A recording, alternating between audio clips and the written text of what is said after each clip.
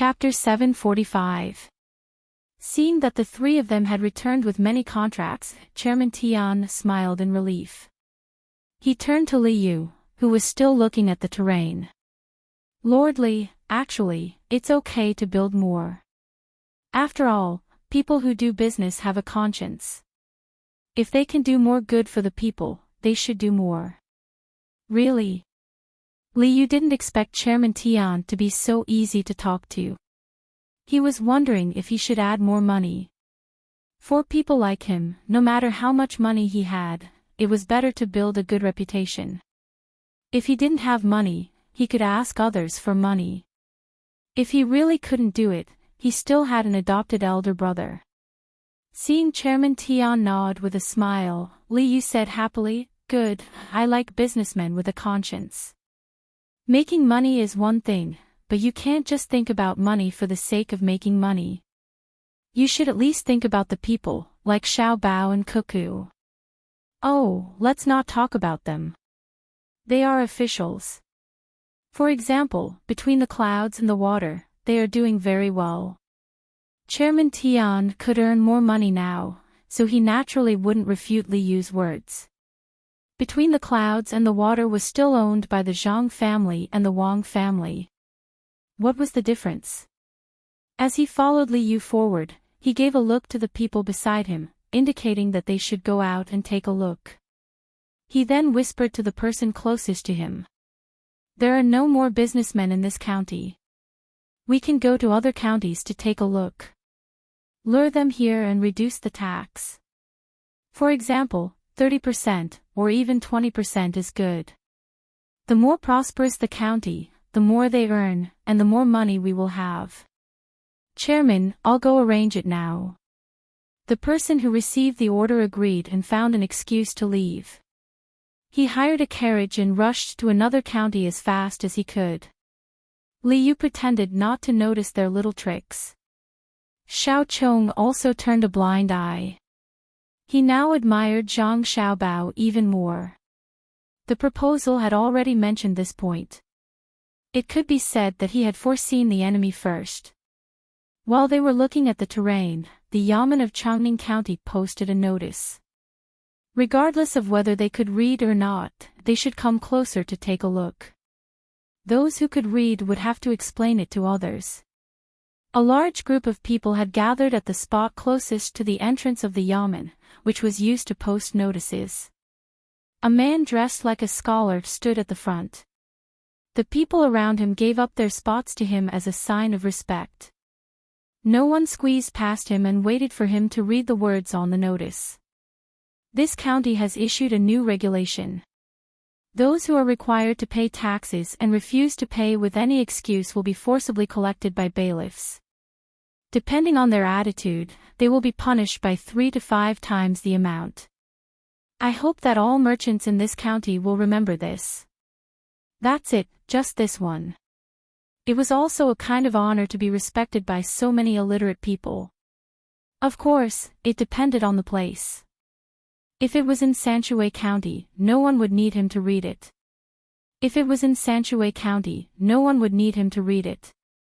If there were children at home who had studied in school for 2 years, they could just bring them out.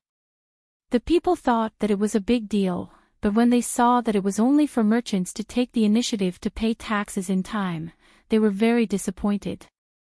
They sighed and dispersed. "Chairman Tian, how about we go from here to the river? There are several small rivers in front of us that can be connected. It will be convenient to use water when the time comes. It won't be troublesome to make the rivers wider." Li Yu led the crowd to another place. He looked around and took out the map in his hand. After carefully comparing it, he said to Chairman Tian of the Qianzhi Chamber of Commerce. Chairman Tian still had a reserved smile on his face. "If Lord Li says it's okay, then it's okay. The map in your hand seems to be more detailed than the one used for the game. Can I have a look?" When Chairman Tian agreed, he glanced at the map in Li Yu's hand and found that there was something wrong with it. He also wanted a copy. Li Yu quickly closed the map and refused directly. No, even if I show it to you, do you really dare to look at it? This is a military map. Of course, it's detailed. After all, I'm also the military secretary of the province. That's why I have a map. Li Yu found an excuse for himself. In fact, he didn't have a map. In the whole Tang Empire, there were only two places that had a proper military map. One was the palace in the capital, and the other was the Zhang family and the Wang family. It was good enough that Zhang Xiaobao gave him a copy of Changning's map. Even so, this map lacked notes. For example, when the horses walked on a certain place, whether it was difficult to walk, or what materials could be used when climbing a mountain. These were all missing. When Chairman Tian heard that it was a military map, he really wanted a copy. However, he didn't dare to. Why would a businessman want a military map? Chairman Tian nodded regretfully and didn't mention the map again. He continued to wander around with Li Yu. 2 days later, where to build roads and where to open rivers were all discussed. The people of the Qianshi Chamber of Commerce immediately transferred money and hired the local people to start working. This time, the people also knew that there was a chamber of commerce called Qianshi. They worked together with the county magistrate to do good things for the county. The Chamber of Commerce was good, but the county magistrate was better. Without the county magistrate, the Qianshi Chamber of Commerce wouldn't have come. In order to encourage the people to be more active, the Yamen posted a notice. It said that the idea of building roads with the Chamber of Commerce was proposed by Zhang Xiaobao and Wang Wan of the Zhang family in Sanshui County. It asked people not to worry. Many people didn't know who the Zhang family in Sanshui County was, but the businessmen who had traveled the north and south knew. They bragged to others during meals. This time, the people knew that the Zhang family was very powerful, and their children were also very powerful. Wherever they went, they never did anything wrong. They were good to the people, good at making money, honest officials, and rich officials. Yes, rich and honest officials. It was a magical combination of words. Knowing this, the enthusiasm of the people rose. They all signed up to build roads. Li Yu also followed the methods of the Zhang family, Wang family, and his brother. He used the money from the cooperation with the Qianshi Chamber of Commerce to pay the people. He was also responsible for a few meals a day. He also worked in shifts during the day and at night. Just when everything was going well, rumors started to spread in the county. Whether it was the tea house or the pub, many people were saying that the powerful Zhang Xiaobao of the Zhang family was at a disadvantage this time. The plan for Li Yu was wrong, and the people of the Qianshi Chamber of Commerce took advantage of it. They cooperated with the local businessmen to avoid paying taxes. This kind of rumor caused the people to lose their confidence in Zhang Xiaobao. At the same time, it also caused the people to dislike Qianshi Chamber of Commerce.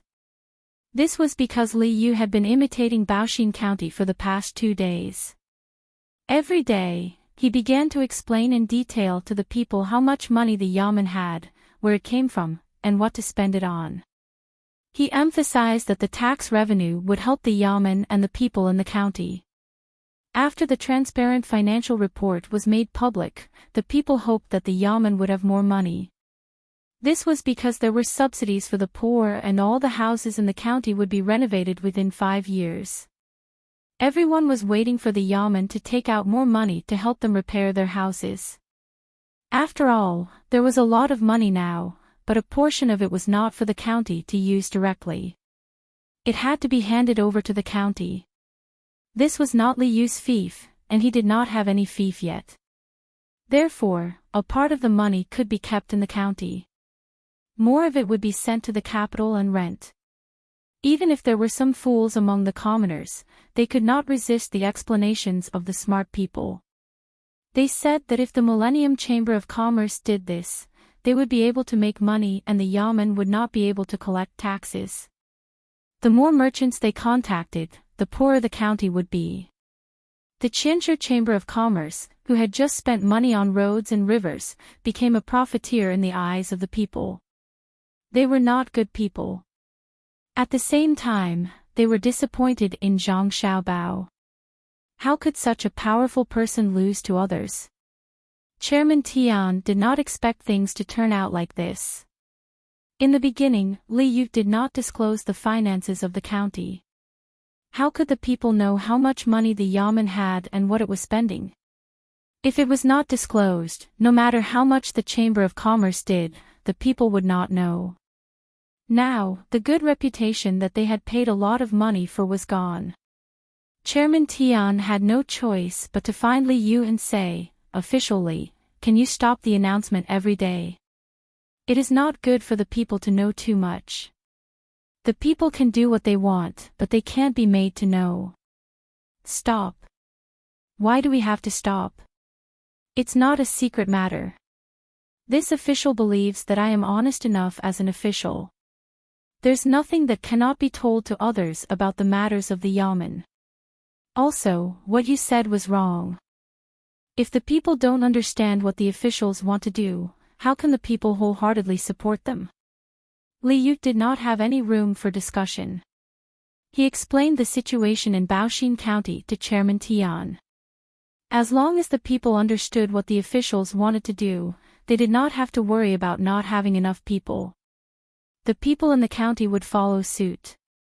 Just thinking about it made him excited. Chairman Tian felt that Li Yu did it deliberately.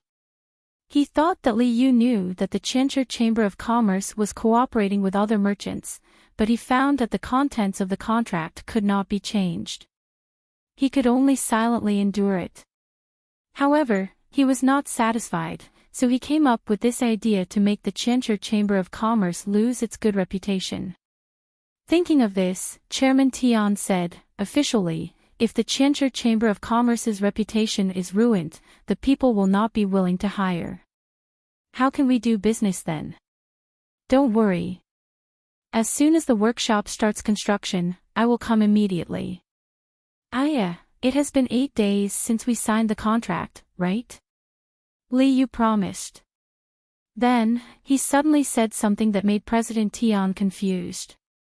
Yes, it has been 8 days.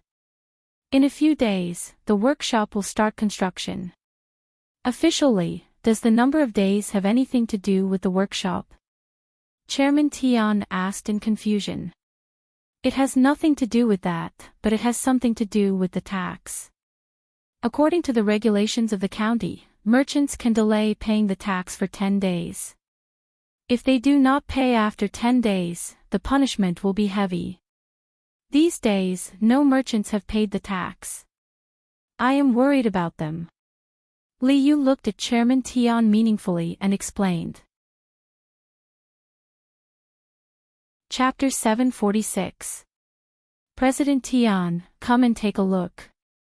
Here are some maps with pottery. Which one do you think is the best place to dig? I'll send people there and these 3 iron mines. Li Yu didn't care what President Tian thought. He took out a map of Changning County and showed it to President Tian. President Tian was still wondering why Li Yu wasn't in a hurry. Instead, he talked about taxes. Didn't he know that merchants who cooperated with the Qianzhou Chamber of Commerce didn't have to pay taxes? After being asked by Li Yu, he realized that it was a military map. He took a closer look and was disappointed. It turned out to be a game map. After looking at the map, President Tian chose a place that supplied pottery and an iron mine. He didn't care much about the quality. The main reason was that these 2 places were close to the workshop. Judging from the current situation, the Qianzhou Chamber of Commerce would have to repair the road to the place that supplied pottery and ore. He could save some money by choosing a place that was close to the workshop. Well, President Tian, choose these 2 places. I'll have people arrange it in a while. The charcoal used for pottery will be supplied by a special Chamber of Commerce. President Tian, you can rest assured. Li Yu circled the 2 places on the map and said to President Tian, there's one more thing. There will be many craftsmen from the capital who specialize in pottery. They have nothing to do with you. When you see them, don't think that I'll find other people to compete with you just after signing a contract with you. There's no such thing. If there are really powerful chambers of commerce that want to do the same business in the future, I'll be partial to you under the same conditions. After all, I've invested a lot of money here and I don't want to lose it. Well, it's almost noon. Why don't you stay for a meal before leaving? President Tian was stunned again. He knew that Li Yu didn't want to have a meal with him and asked out of courtesy. It was nothing. After all, it was a meal. Perhaps Li Yu was unhappy because of the taxes. But what did he mean by many craftsmen from the capital? And what if he was partial to the Qianzhi Chamber of Commerce under the same conditions? Would he be partial to the other party? President Tian, who couldn't calm down, had to ask when Li Yu was about to send him off, "Lord Li, what are the craftsmen doing? Could it be that there are other chambers of commerce that have taken a fancy to this place?" Craftsmen. Those are the most outstanding craftsmen of our great Tang. After they finished participating in the competition in the capital, some of them were willing to stay behind and were arranged to live here. This place is close to the capital, and they don't do business here. Instead, they occupy a place here to study and improve pottery. As for the other chambers of commerce wanting to invest in the same business as the Millennium Chamber of Commerce, there was no such thing. I was just saying. If someone really came, I couldn't just drive them away. It was just like the restaurants in the county. Once there was a restaurant, there would be no one else in the county that could open a restaurant, right? President Tian, don't worry. I still have the same idea as before. As long as the conditions are the same, you won't suffer any losses. At the same time, I also guarantee that no matter how rich the person is, even if it's the Zhang family and the Wang family, I won't cooperate with them. Li Yu explained the situation to President Tian. Chairman Tian couldn't figure it out for a while, so he could only reply, "Okay, then I'll go back now and finish the work of the workshop as soon as possible. Take care. Come, see the guest out." Li Yu stood up and escorted Chairman Tian to the door. He had the servants continue to escort him out while he returned, sat down on a chair, and spoke to the screen. "Little worm, you can come out now." Did you see President Tian's expression just now? I saw it. He probably won't be able to sleep well tonight. "Milord, are you really going to punish the merchants who worked with the Millennium Chamber of Commerce? At the very least, they'll have to pay 3 times the tax, and at the very most, it'll be 5 times the tax. If you punish them all at once, they'll lose money from the business they did a few days ago." Little Worm worriedly asked as he came out from behind the screen. Li Yu nodded seriously. "Punish them. If they don't, the merchants will think of ways to evade the tax. This official wants the merchants of the county to know that if they want to make a fortune, they should do business properly. Don't always rely on crooked methods. If they're really capable, they can learn from the Zhang family and the Wang family and come up with more strange things." Seeing that Li Yu had made up his mind, Little Worm didn't try to persuade him anymore. However, he muttered in his heart, if all the merchants can be like the Zhang family and the Wang family, the Tang Empire will be bustling. Every day, we'll see many new things that we've never seen before. Just as Little Worm had said, Chairman Tian began to feel restless the moment he returned to the house. He felt that the hot weather was unbearable, and that the chirping of cicadas was too noisy. He didn't like anything he saw, and even drinking water tasted bitter. One of the people from the Chamber of Commerce who went out came back.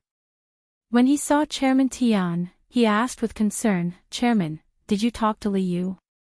He's willing to take down the announcements every day." "Take down what?" "That's Li Yu's way of proving that he's honest." "How can he take it down?" Chairman Tian fiercely shouted at the person who came back. The person was stunned. He carefully observed Chairman Tian's expression and asked cautiously, "Chairman, are you in some kind of trouble? Why don't you tell us?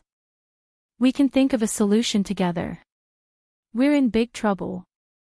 I don't know what Li Yu's intentions are. First, he asked me how many days have passed since the last contract was signed. He specifically said that there are still 2 days left. If the merchants don't pay the taxes, they'll be punished. I can't think of any other methods. Chairman Tian tried his best to calm down. He told the person beside him one thing. The person who came back didn't say anything, waiting for the chairman to continue. The second thing is that he wants many artisans from the capital who specialize in pottery. They're the ones who stayed from the capital's craftsman competition. They should all be quite skilled. They're not here to do business, just to study. However, who can guarantee that they're really like this? There are already quite a few artisans here. If they join us, no matter how we use special methods to make people think that it's a new technology, they'll be able to figure it out. The third thing is that Li Yu mentioned that if a new Chamber of Commerce comes, as long as they want less benefits than us, he'll be willing to support them. I don't know if it's because someone wants to come or if he's just threatening us. Tell me, with 3 things in a row, which one of them can make people feel at ease? If Li Yu really finds a few more chambers of commerce to do the same business as us, that kind of competition will be the most uncomfortable. After Chairman Tian finished speaking, he felt a little better. He picked up the herbal tea on the table and poured it into his mouth. He looked at the person beside him, waiting for him to speak. The person who just came back was also frightened by Chairman Tian's words. He whispered, "Chairman, why don't we stop cooperating with other merchants?" Is this what Li Yu meant? Are you stupid? Right now, we're cooperating with other merchants. Everything is according to the contract. Even if Li Yu isn't happy, as long as he still wants some face, he won't use other methods to deal with us.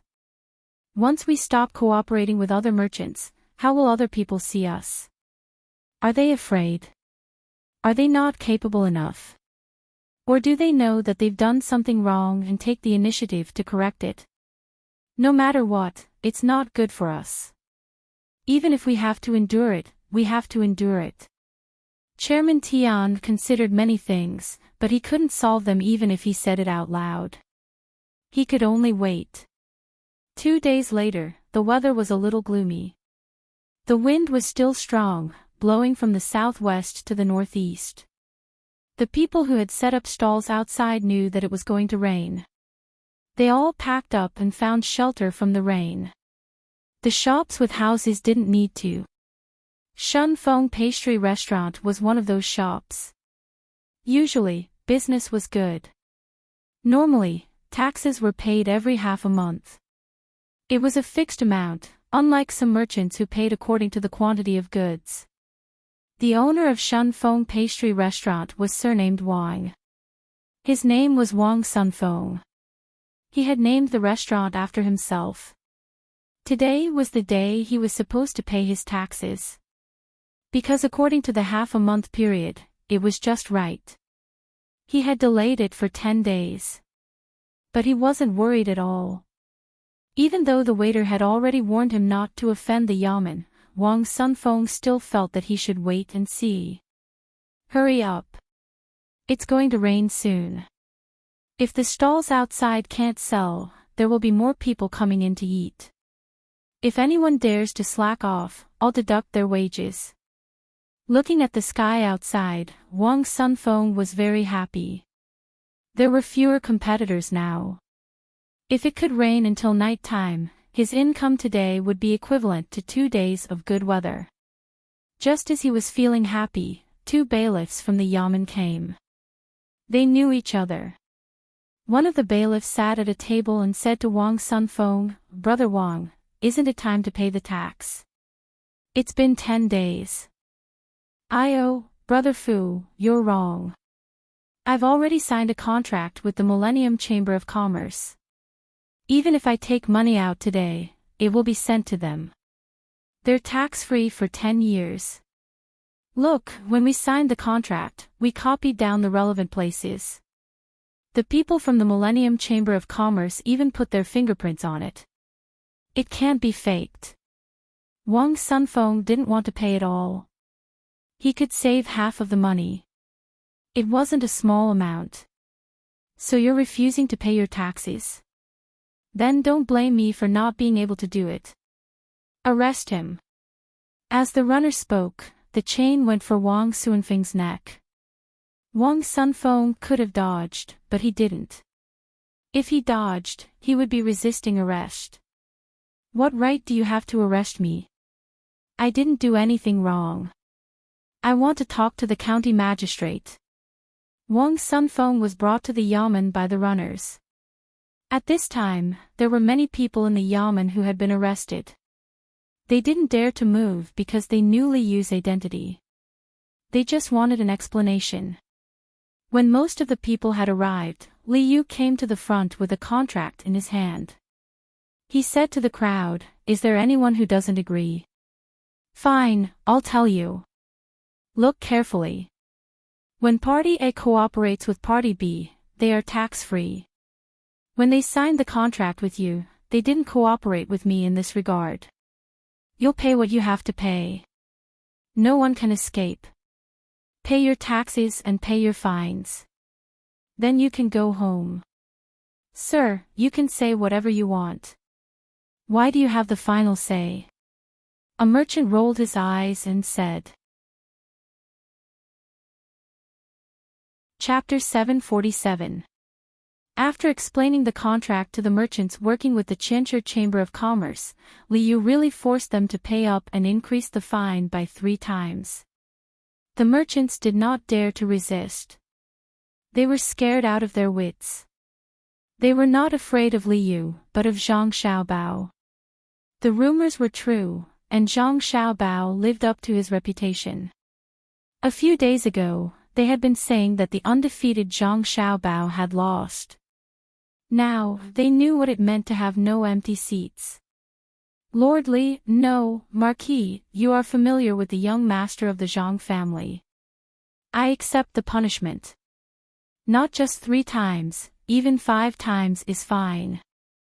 I spoke ill of him a few days ago, so please speak up for me. Don't let him send people to open a pancake shop."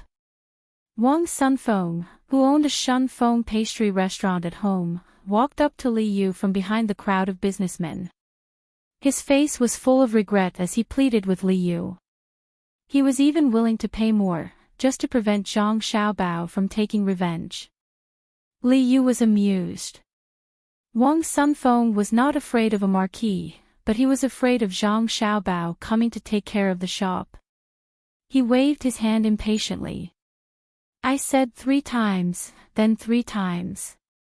If you do it again, 5 times, and you will be locked up."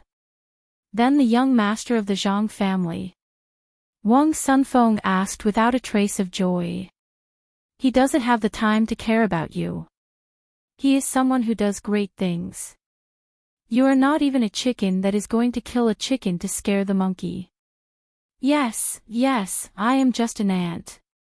He doesn't have time to kill me." That's good. Wang Sunfeng was relieved. Many of the other merchants thought the same. They were afraid that Zhang Xiaobao would come personally. If he wanted to deal with them, he would not have to resort to underhanded means. He could just throw money at them. Chairman Tian of the Qianzhi Chamber of Commerce and the others were not sure when the county would catch the merchants. A notice was posted outside the yamen. It contained a portion of the contract, as well as the amount of taxes and fines that the merchants had to pay. All of it would be recorded, especially the fines, which were not taxes that had to be paid. They could be kept and used for the development of Changning County. The continuous decrease in revenue for the past few days had already made the people worried. Now that they suddenly saw the contents of the contract and the revenue, the people who were worried about their hometown quickly smiled and spread the news. When President Tian and the others heard the news, they took out the contract and read it carefully. It was written very clearly in the contract. Only those who cooperated with Li Yu could enjoy the tax exemption. Especially the last sentence, which made the 6 of them learn a new trick, but the price was not small, because they had to compensate the merchants who cooperated with them. One move behind, one move behind. Zhang Xiaobao, I will remember this. President Tian sighed and looked at the hazy sky outside. The other 5 people were also worried. They had witnessed the legendary prowess of Zhang Xiaobao, but they had yet to discover the backup plan of Zhang Xiaobao and Wang Wan. Were they setting up a trap, or were they not planning to take revenge? Just like the sky, it was gloomy and gloomy. It was hard to bear. Li Yu, who had received a large sum of money from the yamen, was very happy to treat the punished merchants to a meal. The food was not bad. The whole mutton soup was still being cleaned up. The mutton was brought up first, and there was a large pot next to it. There were mutton bones and mutton fat inside, and it was boiling.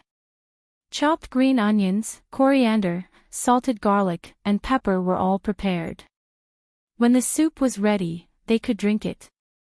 Li Yu picked up a piece of mutton face and said to the merchants in the yard, "Everyone has made a lot of contributions to this county. I will thank you on behalf of the county people. Eat." The merchants were not in the mood to eat, but they did not dare to not eat. They picked up their chopsticks and casually put some meat into their mouths and ate with Li Yu. After eating for a while, the mutton soup was ready. Li Yu asked someone to serve him a bowl full of soup. He took 2 sips and felt comfortable all over. Then, he said to the merchants, "In this prosperous dynasty, the goods are prosperous and the people are peaceful. We should join forces. However, although there are only a few fools, the time is not right for everyone. Perhaps the path is unclear. Therefore, we want to gather, move together, fight together, so. Lord Li, can you say something else?" More than half of the merchants did not understand what Li Yu was talking about. Someone asked in a low voice. "Oh, actually, what I'm saying is that everyone is living a good life now. The people of Tang are in a good time. In our county, everyone should be motivated to work together. However, although there are few fools, there are many who are not. They can't find a better way. So, I think we should join forces and advance and retreat together." Just like Lu Zhou, all the people there worked together with the merchants. The merchants had formed their own merchant associations. When they had good things to sell, they would not go to others alone to negotiate the price. Otherwise, they would be sold and attacked one by one. It was the same when it came to buying things. The common folk in the county can't compare to Lu Zhou, but shouldn't you merchants work together with me? When you trade, you can talk to other merchants together. That way, you'll suffer less losses and gain more benefits. Li Yu did not want to show off how talented he was. When he saw that many people did not understand, he immediately changed his way of speaking. He looked at the merchants, asking them if they wanted to join him. The merchants now knew that Li Yu, the marquis, was going to learn from the Zhang family and the Wang family. They hesitated. The Zhang family and the Wang family could succeed because they had powerful people. Could they do the same? Li Yu seemed to have guessed the thoughts of the merchants. He continued, "Let's try it out first. If we find it difficult, I'll ask Zhang Xiaobao. What do you think?" "We'll listen to your orders, my lord." Wang Sunfeng expressed his stance. Li Yu's last sentence had worked. The other merchants also agreed. As long as Li Yu could talk to Zhang Xiaobao, there would be no problem. "Let's paddle the 2 oars and push the waves away." On the Yellow River, or more accurately, on the Wei River, Zhang Xiaobao and Wang Wan's fleet slowly moved forward. Little Bei, Little Yuan, Big Man, Little Man, and a group of little fellows sat on the south side of the ship. Their voices drifted in and out as they sang. The human-powered propeller continued to spin in the countercurrent. There was no need for a tracker. Moreover, there were two large wheels beside the propeller. At full speed, it was very fast.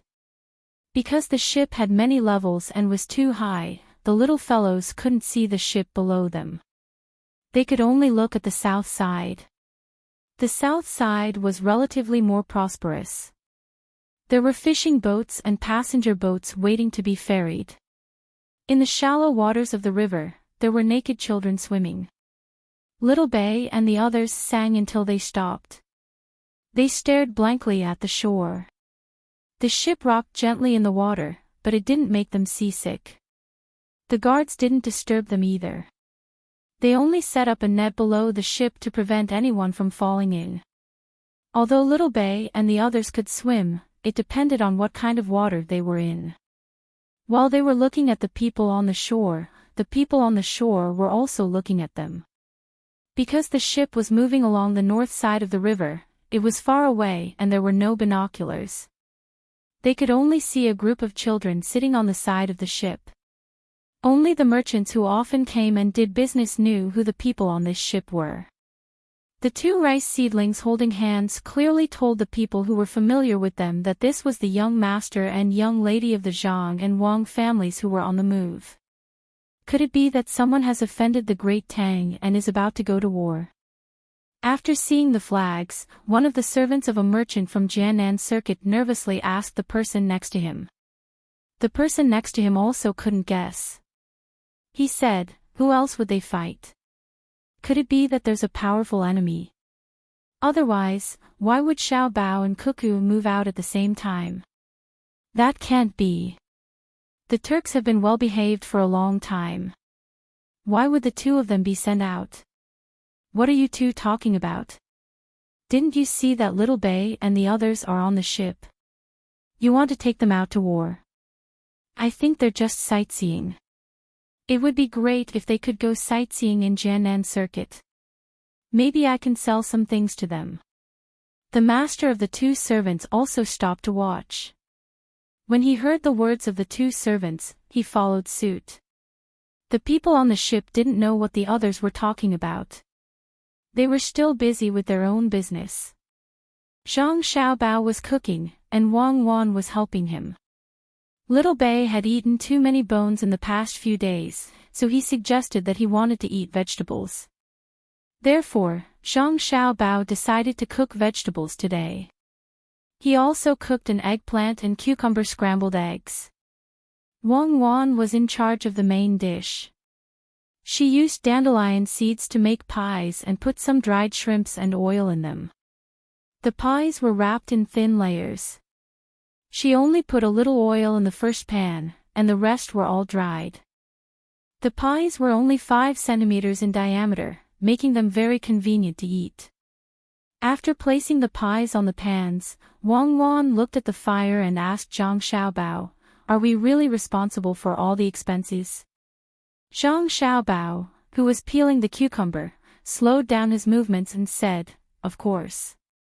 If I don't take advantage of this opportunity to make money, I won't be able to sleep at night." After peeling the cucumber, Zhang Xiaobao only chose the most tender part in the middle and cut it for later use. He also took the eggplant. He didn't want the skin or the innermost part. He only chose the middle part without oil and blanched it with water. After Wang Wan saw it, she said, "You spoiled it. If you eat bean sprouts, do you have to cut off the head and the tail? Have you thought of a story? We didn't throw it away. The rest is just enough to make a mess of stew. The cucumber will be mixed with cold dishes. I've thought of a story.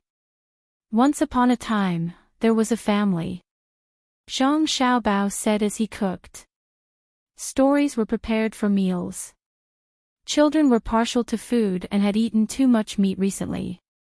Xiao Yuan didn't like to eat vegetables. In order to let the younger siblings take the initiative to eat, Zhang Xiaobao and Wang Wan had to think of a story every time they cooked. It revolved around the dishes they cooked. The central idea of the story was how delicious the dish was, how difficult it was for others to eat it, and what would happen after eating it. They didn't directly tell the children what was the use of eating it, such as how it didn't have any effect on nutrition. In this way, when the children ate, they would think about the plot of the story. If the food was not too bad, the children would take the initiative to eat it. Most of the time, when a person liked to eat a dish, it wasn't that the dish was delicious, but it was a habit in the mind. Wang Wan flipped the pancake, took the dough, and continued to wrap it. She said, "Do you think Li Longji will agree with your idea?" "I think that's what he wants us to do." "I'll arrange for someone to go over and arrange it in advance," Zhang Xiaobao replied. Chapter 748. The waves slapped against the side of the ship, and the clouds and the day moved with the wind. Under the setting sun, the willows were dyed red. On this evening, Zhang Xiaobao and Wang Wan's fleet finally entered the canal. Based on their current speed, they would reach the capital in another 2 days. The splint on Xiao Bei's arm had been removed the day before yesterday. Xiao Bei, who had not washed his arm for a month, would soak it in water when he was free. It was only today that he realized something was wrong. Most of his body was darker than his arm, and his arm was too white. It looked awkward no matter how one looked at it. After asking around, his brother and sister ran to the ship in front to make arrangements. Xiao Bei could only use a thin shirt to cover his arm and ask others for help. Xiao Yuan was showing off his cleverness to others, reciting, "Separate from the turbid, separate from the turbid." Xiao Bei came looking for him. "Brother Xiao Yuan, I have something to ask you." Xiao Bei usually called him Xiao Yuan, but today he added the word brother. Xiao Yuan was shocked and looked at Xiao Bei warily. He then looked around. Luckily, there were people around. He asked, "What's the matter?" "I won't use the tripwire anymore." "Look at how scared you are," Xiao Bei said when he saw Xiao Yuan's timid look. "Of course not. We're on water. I'm afraid you'll set fire to it." Xiao Yuan did not relax. "Let me test you. Do you know why people can become darker?"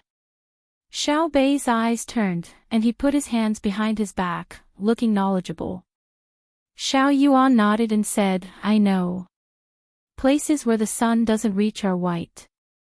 Look, people who often stay indoors are usually white. People who work outside are usually black. Let me give you a pair of binoculars. Look, the person on the boat behind is still sitting in the shade and writing while the sun is setting. He is white.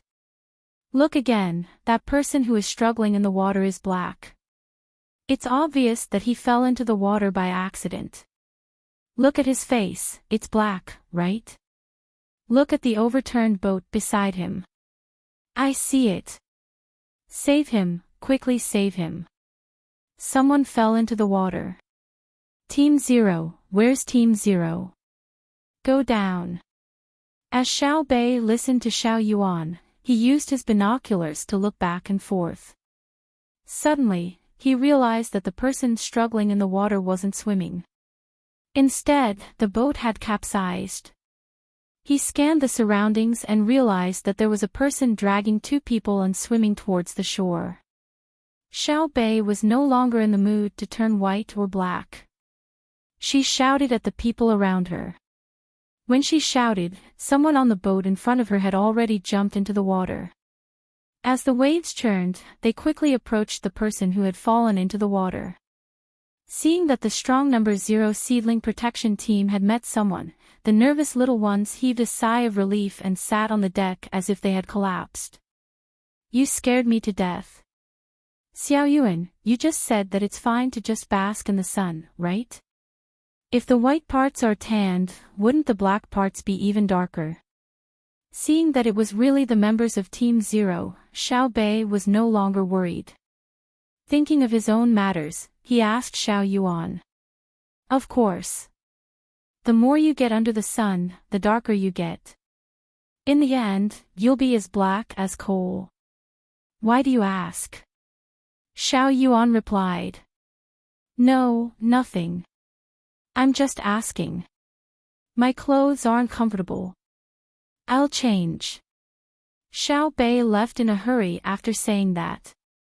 She entered the cabin and sat there thinking for a while. Then, she opened the door and said to the guard outside, "Get someone to make me a set of clothes. The kind that doesn't have a sleeve on the right arm." The guard nodded and went to find someone to report. Xiao Bei and the others didn't have a lot of clothes. They grew quickly, so they usually had 3 sets of clothes made every season. As they grew, they would have them made at the same time. Unless the clothes were torn, they would make a set at the last minute to avoid wasting it. This set of clothes that Xiao Bei had suggested needed to be reported.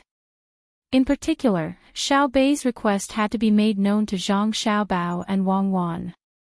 The news was quickly passed to Zhang Xiaobao and Wang Wan through flag signals. The two of them were waiting for the people from the Miao protection team to rescue them. Fortunately, they had flipped over in the canal. If it had been in the middle of the Yellow River, where the current was the most rapid and there were whirlpools, it would have been difficult to rescue them. After receiving the news, Wang Wan couldn't understand why Xiao Bei wanted a set of clothes that didn't have a right sleeve. However, Zhang Xiaobao smiled and said to Wang Wan, "Xiao Bei must have felt that the color of the right arm is different from other parts of the body. I had this thought before, but I didn't get someone to make clothes at that time. Instead, I rolled up my trouser leg.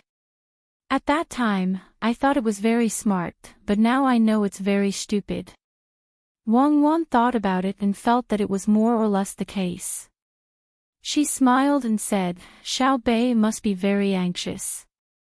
Think of a way. Then we won't have to make clothes." "Okay. After lunch tomorrow, get someone to get some mud and stick it on them. Let them bask in the sun for a day. The color will change to about the same." Zhang Xiaobao came up with an idea. Usually, Xiao Bei and the others would also bask in the sun. Compared to the children who often stayed indoors, they were slightly darker, but healthier. In fact, the little guys had patches of black and white on their bodies. It was just that Xiao Bei's arms, which were originally black, were too white. At this time, the people who had fallen into the water had been brought back. They were a boatman and 3 passengers. They took advantage of the fact that the water transport wasn't too busy to ferry over. They didn't expect that when they were about to reach the shore, they would accidentally overturn. The boatman could only barely save 2 people, and the remaining one almost died. Zhang Xiaobao and Wang Wan didn't go to meet the rescued people. The two of them looked at the water below and thought about something. After a while, Zhang Xiaobao said, "If we provide the local people who ferry back and forth with a bigger boat, can we avoid the danger of the boat capsizing? They can't afford a big boat even if they work for a lifetime." Wang Wan rejected Zhang Xiaobao's suggestion.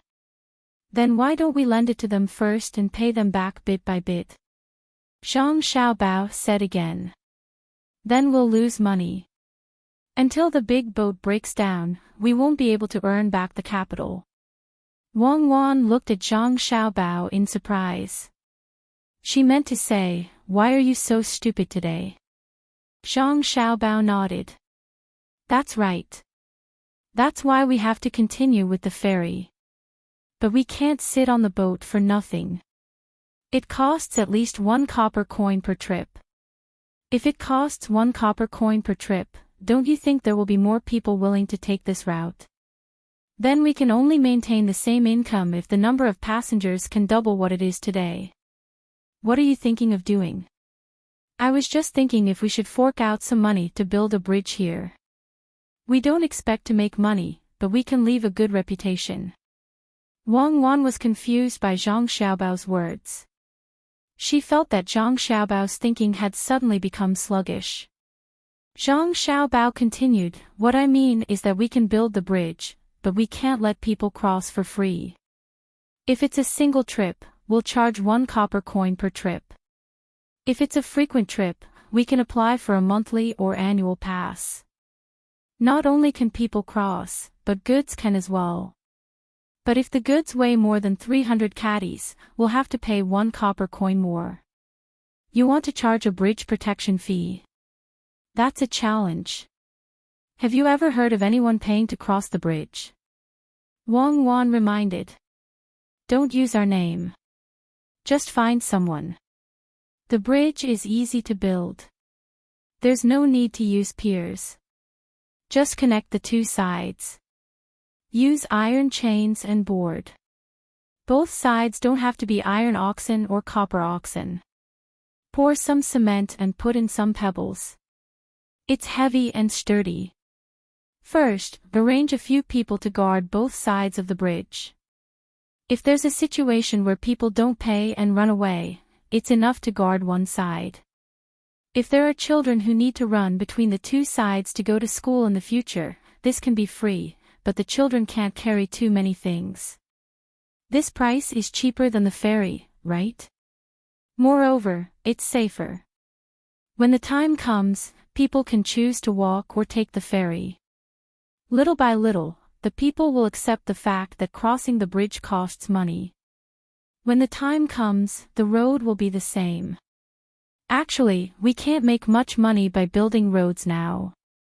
If we were to build roads in prosperous areas, we would be able to earn money by opening shops by the roadside. If there weren't many people, we would just be spending money.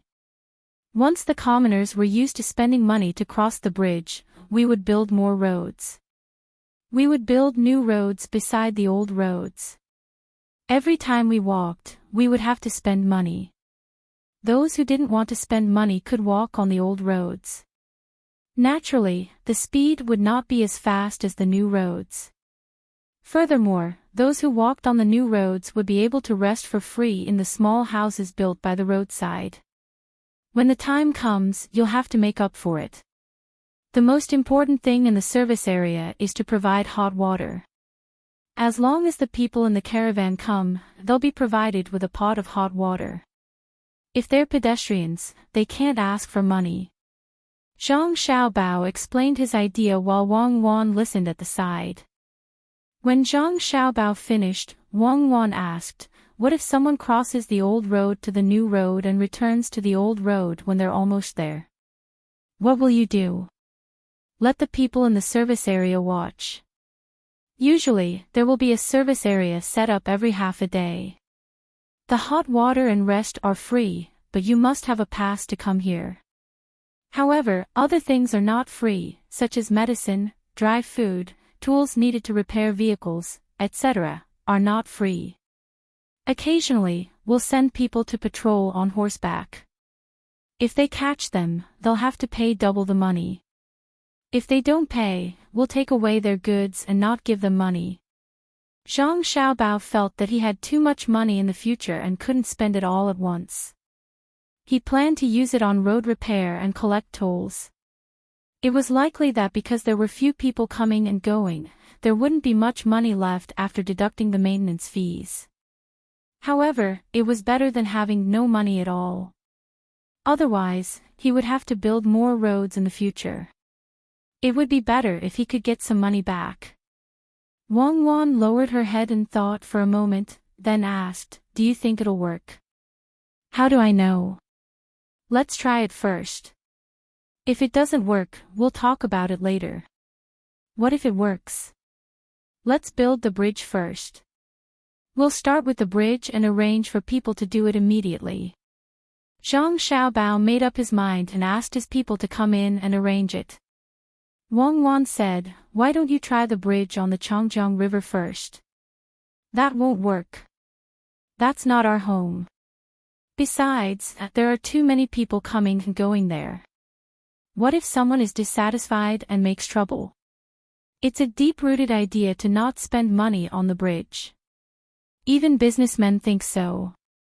They don't care how much it costs to build bridges and roads. Let's start with a place with fewer people first. Chapter 749. Zhang Xiaobao really did arrange for people to do it. Building this kind of bridge was very fast. First, people would use boats to pull the hemp rope across. When the time came, both sides would be stretched, and the hemp rope would be gradually thicker. When a certain thickness was reached, one end would be replaced with an iron chain. When the time came, both sides would be fixed, and wooden planks would be laid. It would probably take less than half a month. As long as one was willing to spend money, there was no need to worry about not being able to make the iron chain. At that time, the price would be half of the ferry price. If the ferry lowered the price for transporting goods, the bridge would also lower the price. It was necessary to let the people know that it was safer, faster, and cheaper to cross the river than to cross the bridge. Of course, at this time, Zhang Xiaobao did not forget the impact of the bridge on the ferry industry. He was prepared to wait for the people to get used to the bridge before letting the ferrymen stop what they were doing and come over to help guard the bridge. Some people were willing to change careers to fishing. After arranging everything, Zhang Xiaobao and Wang Wan returned to the boat behind Xiaobei and the others were on. Previously, they had been discussing the details of the emperor's travel expenses with Old Man Pai and the others. As soon as they returned to the boat, Xiaobei came over angrily. "What's wrong, Xiaobei? Did someone bully our Xiaobei? Why are you unhappy?" Zhang Xiaobao crouched down and opened his arms. Xiaobei was still angry, but he did not refuse his brother's embrace. He leaned on his brother's arm and said, "It's you. I asked someone to make the clothes, but you didn't let me." "Really? There was such a thing?" Xiaobei, when you mentioned the clothes, I just remembered that my back is wider than my front. What should I do?" "I was worried, but in the end, your sister was the best." Guess what she thought of? Zhang Xiaobao indeed did not agree. At this time, he pretended not to know. He changed the topic and began to talk about his own matters. As expected, Xiaobei's goal was not the clothes. Hearing his brother's words, he blinked his big eyes and asked, "Really? Really? If you don't believe me, Xiaobei, look. Is my back wider than my front?" As Zhang Xiaobao spoke, he put the clothes in his pocket for Xiaobei to see. There were faint ink marks on his chest and dirt. Xiaobei looked around and nodded. "It's true. What idea did you come up with?" "I won't tell you for now. Let everyone guess. There will be a prize for guessing right. Go, get little Yuan and the rest here." Zhang Xiaobao said to Xiaobei. When Xiaobei happily ran over to call for help, Zhang Xiaobao slapped his body with all his might. The mud sticking to his body was too uncomfortable. Wang Wan finally couldn't help but laugh. She said to Zhang Xiaobao, "I really don't know what you're thinking. You could have just told Xiaobei what happened tomorrow. Why did you have to torment yourself like this? That won't do. To you and me, this is a small matter that can't be any smaller. But to children, this is a huge matter. Many children, when they grow up, their earliest memories stop at the age of 5 or 6. Do you know why? One reason is because there are problems with brain development when they are young. The other reason is that before the age of 5 or 6, they always live the same life. What they do every day doesn't change much. Adults who don't understand this logic want their children to be more stable and obedient in order to save trouble. Any obedient child is a good child. Many people think this way, but it's actually very selfish. Children are independent from the moment they appear in this world. They belong to themselves. Raising them isn't the same as restricting them. I can't control others, but I can control Xiaobei and the rest. I'll let them have a lively and colorful childhood. Children are the continuation of adults' hopes, but they are definitely not the inheritance of adults' personalities. Adults who want their children to realize their unrealized ideas are unqualified adults. Zhang Xiaobao said seriously to Wang Wan. This was what he thought, and it was exactly what he did. Wang Wan and Wei Wei smiled. Then let's hold a discussion for them. How can we make a white place turn black, or make a black place turn white? You're right. Children also have their own dreams. We just need to provide them with the environment to create their dreams as much as possible. They're not another Zhang Xiaobao and Wang Wan. The innocent Xiao Bei didn't know how much effort his brother and sister had put in for them. He was happy to find Xiao Yuan, Xiao Zhu, and Xiao Hai. He didn't forget to pull Danan, Xiao Nan, and the other 3 people. The group of little guys ran over to Zhang Xiaobao and Wang Wan. The discussion of black becoming white, and white becoming black began just like that. 2 days later, when the color of Xiao Bei's right arm was about the same as the color of his left arm, the group finally entered the capital. Old Man Pai and the other 2 people went to the Joy House to rest, while Zhang Xiaobao led the group of little guys into the imperial palace. The guard sent them to the door and stopped. The group of little guys put on cute and beautiful clothes and followed closely behind Zhang Xiaobao and Wang Wan. They walked all the way to Xingqing Palace curiously. Li Longji, who had been waiting for a long time, asked people to prepare a lot of snacks and juice. He changed into casual clothes and glanced at the entrance of the palace from time to time. Xiao Bei and the others. The boy wore a black tuxedo with a white flowery shirt and a bow tie. The girl wore a princess dress with a beautiful bow tie in front of her chest. There was no need for people to announce their arrival. They directly entered the palace. As soon as they saw each other, they began to greet according to the etiquette taught by Zhang Xiaobao and Wang Wan. Naturally, there was no cupping of one's fist or kneeling. The boy put one hand on his chest and bowed. The girl just squatted and bowed. They said together, "We greet Imperial Uncle." Li Longji had never seen such a fun thing before. Looking at the serious looks on the faces of these little fellows, he couldn't hold it in any longer. He stood up and walked forward while saying, "Rise, rise. Come, let Uncle take a good look." Zhang Xiaobao and Wang Wan hadn't bowed yet. When they saw Li Longji coming over, they treated it as if they had already bowed.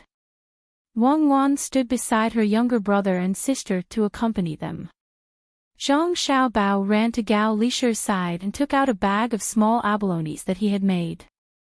He said, "Adoptive father, we came in a hurry and didn't prepare any other gifts. Eat some abalones." Gao Lisher didn't care about what Zhang Xiaobao wanted to give him. He didn't lack money. As long as he saw his adopted son, he would be happy. He took the small abalones and asked Zhang Xiaobao, "My son, Xiao Bei, and the others' clothes. I made them for fun. Don't they look good on you?" Zhang Xiaobao replied. "They look good, just like the dolls you sell."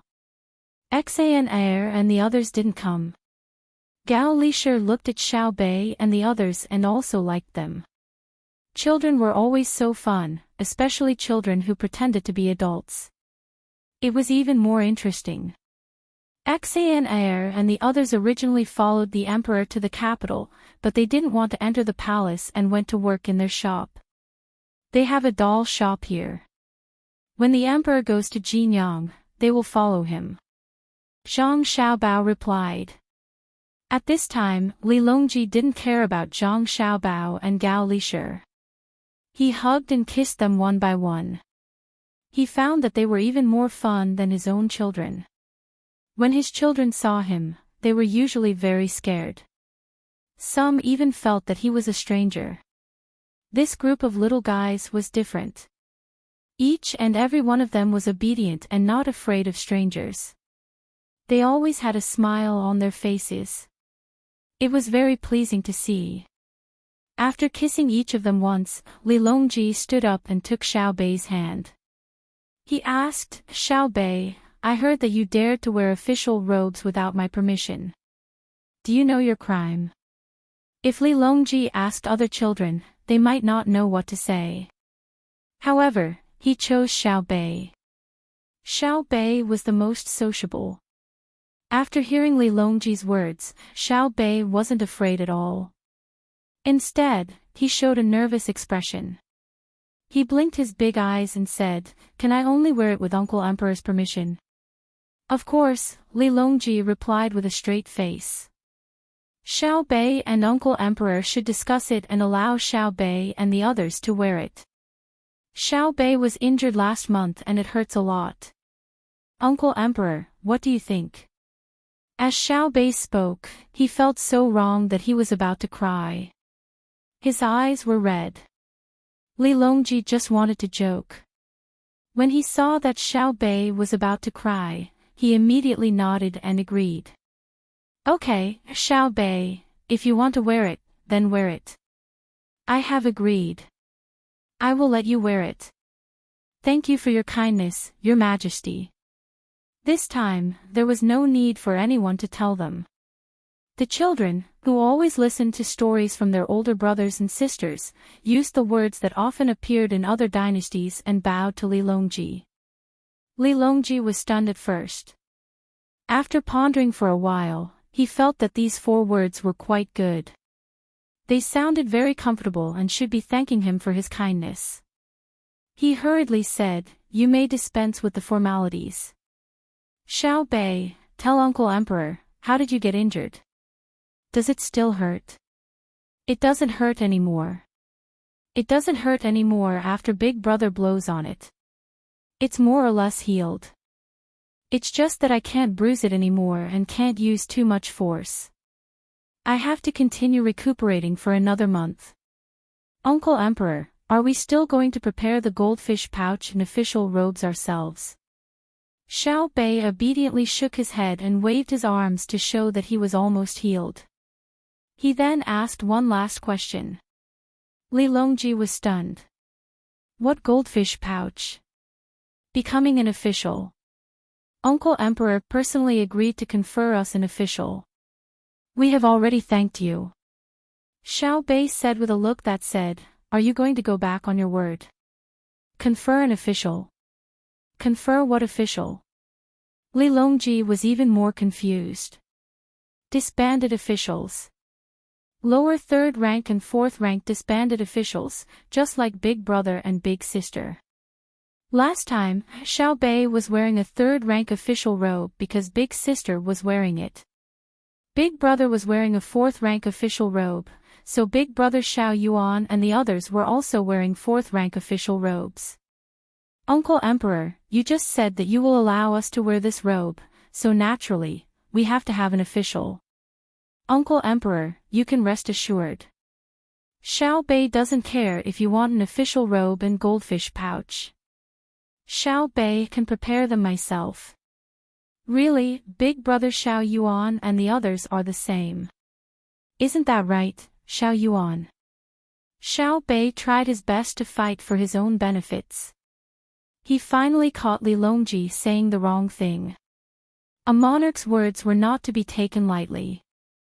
The opportunity was right in front of him. Xiao Yuan and the others weren't stupid and immediately thanked him again. However, Li Longji was dumbfounded. He was just teasing his children.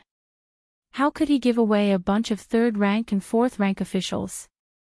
If he really gave them away, that would be terrible. Chapter 750.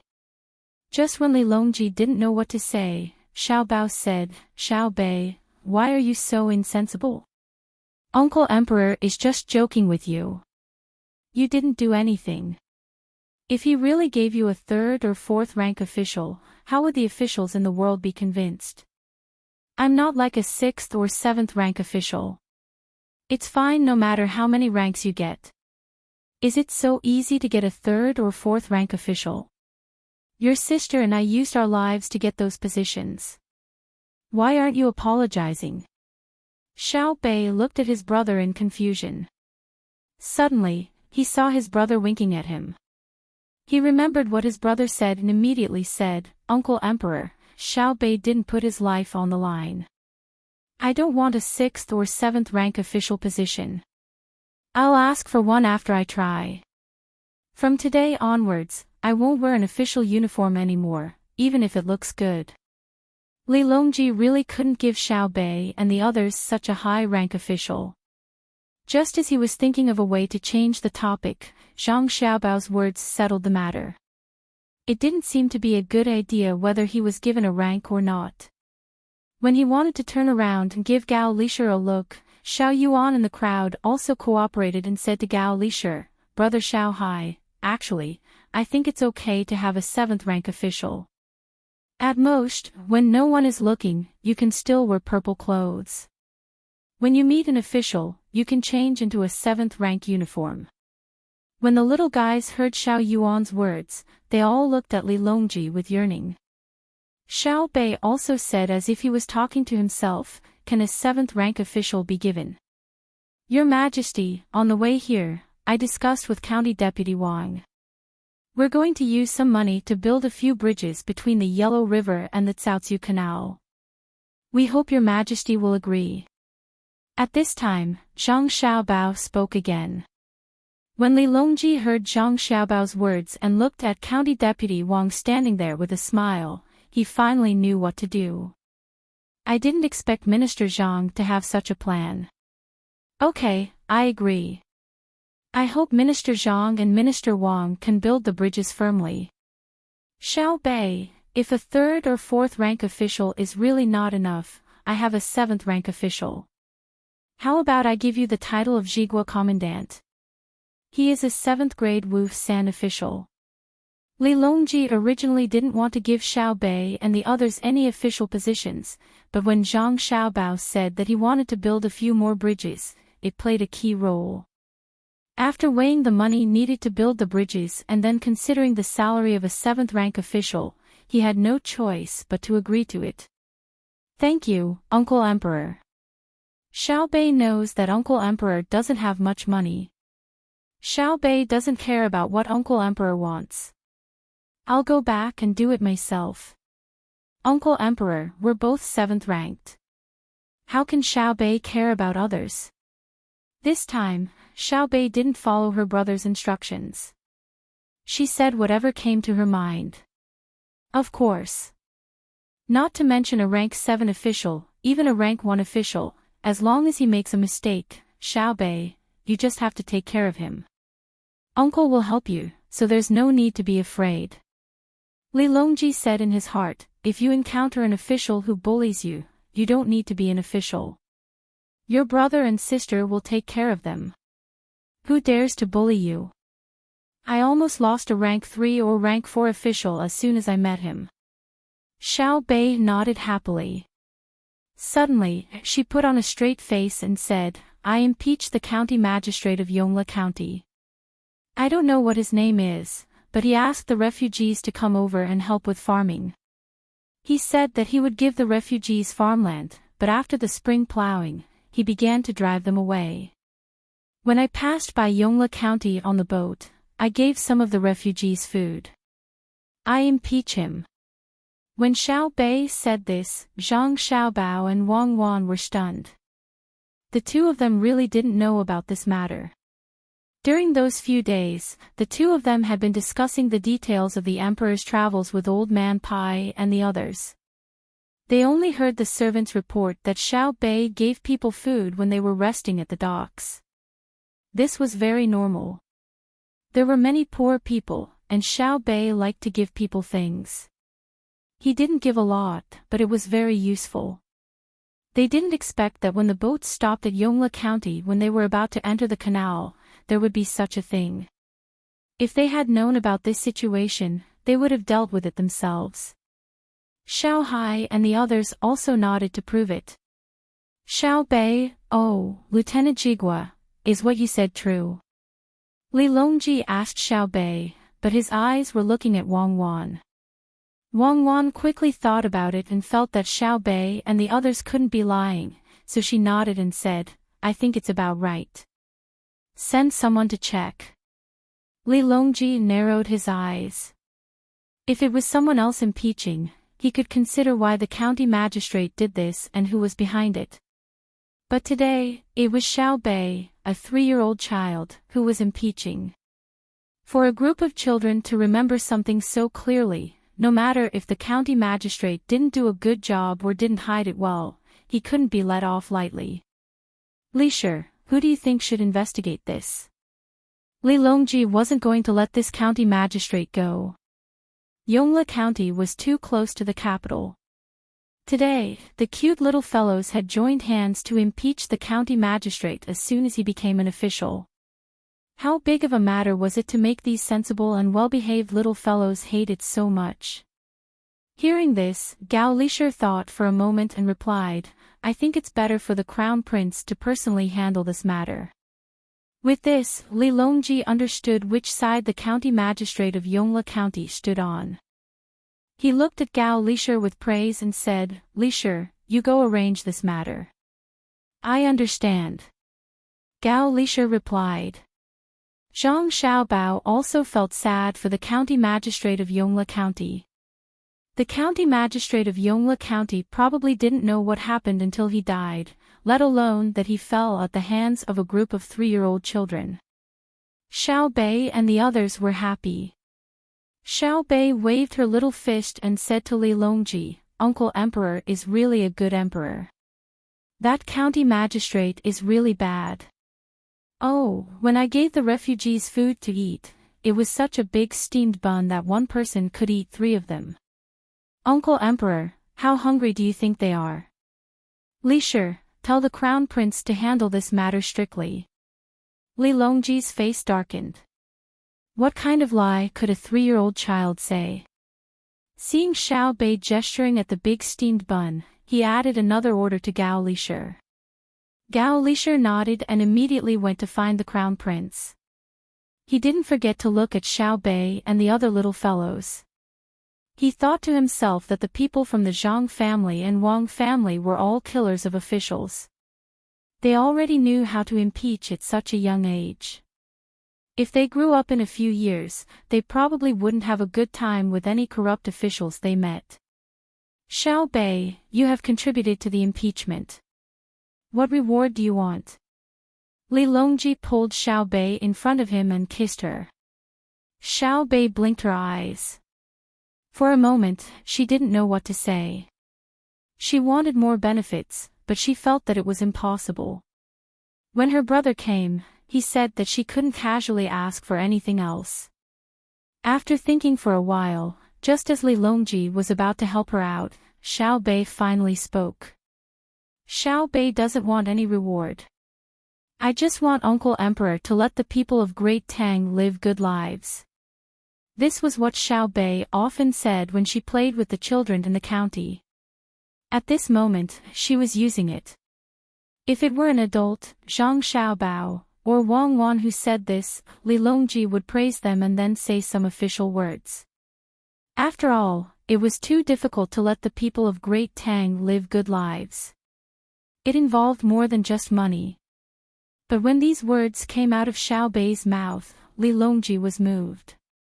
Children were always the most innocent. Whatever the adults said, the children would listen. For her to say such words meant that the adults in her family had taught her a lot. Hearing Xiao Bei's words and thinking about what the Zhang family and Wang family had done over the years, Li Longji sighed and said to Xiao Bei, how about this? There are many things that we cannot see or hear. How about I appoint you as imperial governors? If you meet someone that both of you think can be impeached, you can impeach that person. There was no official position of imperial governor, but they could be imperial governors. This could be said to have a rank, but there were no normal ranks. This was because all imperial governors could be called governors, but they didn't have a rank. Starting from rank 3 to rank 9, all imperial governors could be called governors. What Li Longji meant was that he had given the Zhang family and Wang family the power to impeach others without a rank.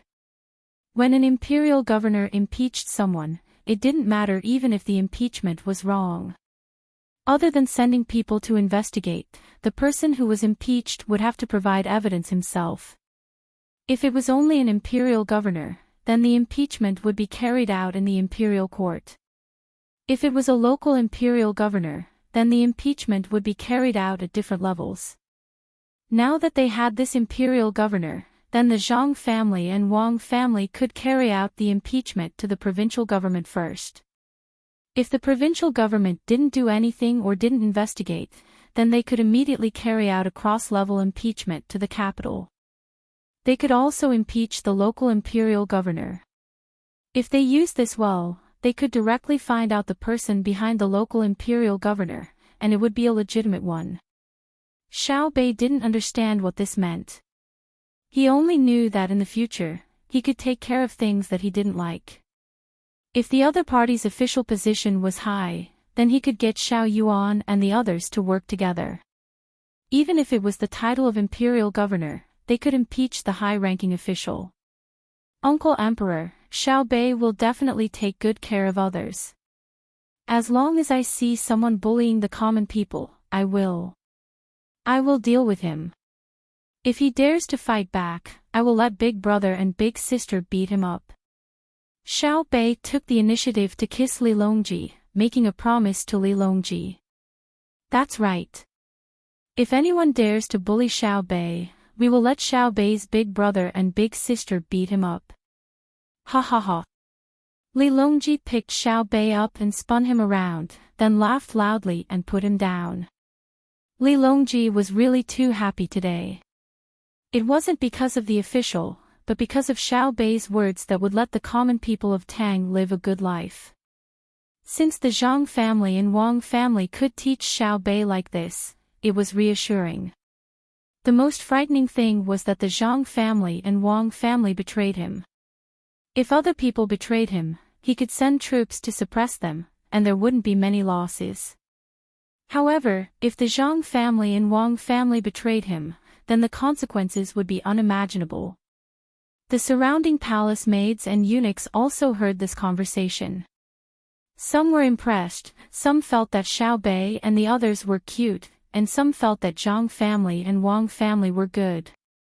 However, all of them had the same thought, and that was that in the future, unless the emperor personally gave the order, no one would dare to provoke the Zhang family and Wang family. Chapter 751. Li Longji happily ate a meal with Zhang Xiaobao and his younger siblings. The meal was not bad. The little ones were not like the others who were reserved and did not dare to eat. They ate enthusiastically, causing Li Longji to eat a lot as well. At night, Zhang Xiaobao and the others naturally had to go back. Xiao Bei and the others all received a set of 7th-ranked robes and an additional goldfish bag. This was given to them because Xiao Bei said that it looked good. Li Longji was finally generous for once. It was not easy. During the meal, Zhang Xiaobao kept talking about where to build the bridge. Compared to the price of the bridge, this temporary set of official robes was much cheaper. The guards guarding the door had not been changed yet. When they saw that the group of people who went in was a group of officials when they came back, they were all dumbfounded. The 7th-ranked official robes were worn by a group of children. If they were not in the palace, they would definitely think that someone was wearing them blindly. How many people might not be able to reach the 7th-ranked in their entire lives? There were many 8th-ranked and 9th-ranked officials. Some of them even passed the imperial examinations and were still 8th-ranked officials in their old age. Were the Zhang Xiaobao and Wang family so powerful that they could become officials just by coming in and coming out? Of course, these guards did not know that as soon as Xiao Bei became an official, he had already impeached the Yongla county magistrate.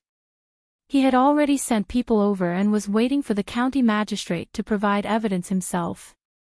This time, there was really an official, not the kind who wore clothes to pretend. Xiao Bei was so happy that he did not want to take the carriage and insisted on walking to the savant's restaurant. The official robes were really beautiful on him. Zhang Xiaobao thought about it and did not object. It was a good opportunity to let the people in the capital know how powerful the Zhang Xiaobao and Wang family were. Now, both families were officials, even Danan and the others. After walking for more than 2 hours, when they were about to reach the savant's restaurant, Xiao Bei and the others were still so excited that they did not feel tired at all. They ran up and down the street, causing the officials who occasionally passed by to give way. Even the 4th-ranked and 5th-ranked officials did not dare to compete with Xiao Bei and the others. That had nothing to do with the rank of the official. Even though Xiao Bei and the others were 7th-rank officials, their goldfish bags and age had already explained the problem. A 3-year-old 7th-rank official versus a 40-year-old 5th-rank official, who was more powerful? When they arrived at Savant's restaurant, Old Man Pai and the other two were stunned when they saw Xiao Bei's official robes. "Grandpa Bai, have you eaten?"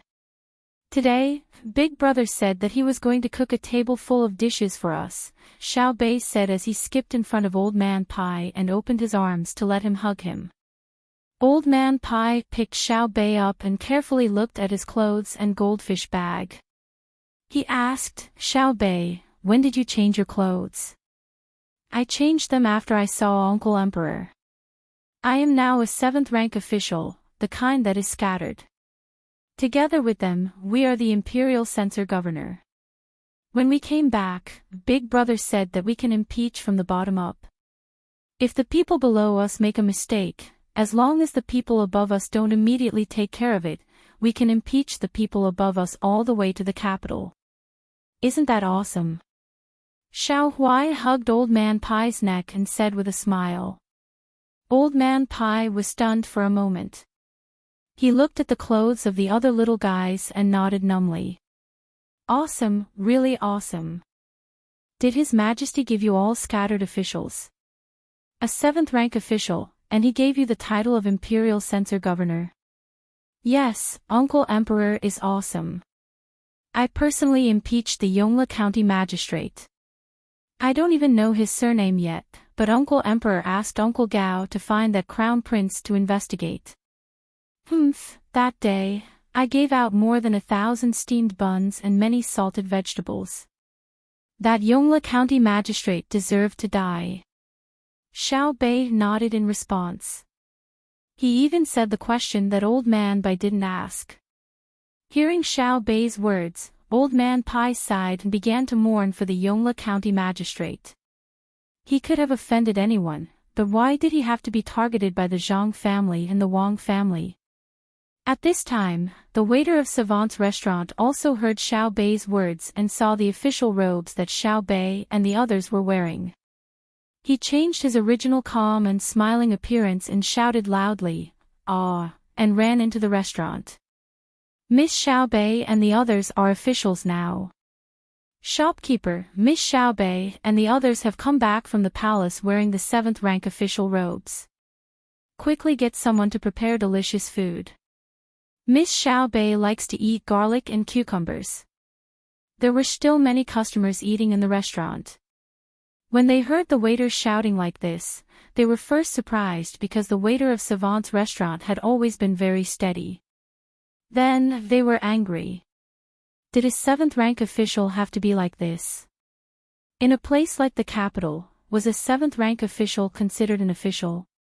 However, when Xiao Bei and the others came in wearing official robes, the customers who were dissatisfied with the waiter who shouted and shouted just now all shut their mouths. The people eating could tell at a glance that they were 3 or 4 years old children. Then, they thought about what the waiter said just now. They came from the palace. Motherfucker. A 3 or 4-year-old child is a 7th-rank official. Motherfucker, how can we live? Motherfucker, I'm not jealous, it's really motherfucker. Immediately, a person eating noodles on the first floor softly shouted. The other customers were also stunned. A 7th-rank official was not rare in the capital, but a 3 or 4-year-old child becoming a 7th-rank official was no longer a problem in the capital. They knew that there was a high-ranking official, but they couldn't immediately become one at such a young age. Even if they were high-ranking officials, they couldn't be high-ranking officials at the same time. How many high-ranking officials could be high-ranking officials? Moreover, there were also the goldfish bags that the children were playing with in their hands. Since they came from the palace, it naturally couldn't be fake. After receiving the news, the shopkeeper of Savant's restaurant also hurried over. When he saw the 7th-rank official robes and goldfish bags on Xiao Bei and the others, he suddenly cried. With a plop, he knelt in front of Xiao Bei and sobbed, "The heavens have eyes. My Zhang family and Wang family don't have to worry anymore." "Xiao Bei, what do you want to eat?" "Uncle Zhang, don't be like this. Quickly get up. I'll eat whatever Uncle Zhang makes." The happy Xiao Bei was shocked. He stretched out his arm and tried to help the kneeling shopkeeper up. The shopkeeper, who didn't want to get up, suddenly remembered that Xiao Bei's arm had just been injured some time ago. He was afraid that it would be damaged again, so he immediately stood up and wiped his tears. He asked Xiao Bei, "Your official is?" The people around them who were eating also craned their necks to listen. "Uncle Emperor gave it to me. Originally, I wanted a 3rd-rank or 4th-rank official, but Big Brother said that the official position was too high. First, I asked for a lower rank, and now I have a 7th-rank official. A disbanded official who doesn't keep his word. If it was Big Brother and Big Sister who impeached him, there wouldn't even be a need to investigate." When Xiao Bei was supporting the shopkeeper, she was hugged by the shopkeeper who stood up. She pouted and explained to the shopkeeper regretfully. The shopkeeper used his other hand to pinch himself hard. After he woke up, he nodded and said to Xiao Bei, "That's right. Xiao Bei, you can't be arrogant. It's really unreasonable for someone to investigate a mere county magistrate. Who is going to investigate? Do we need Savant's restaurant to help us inform them?"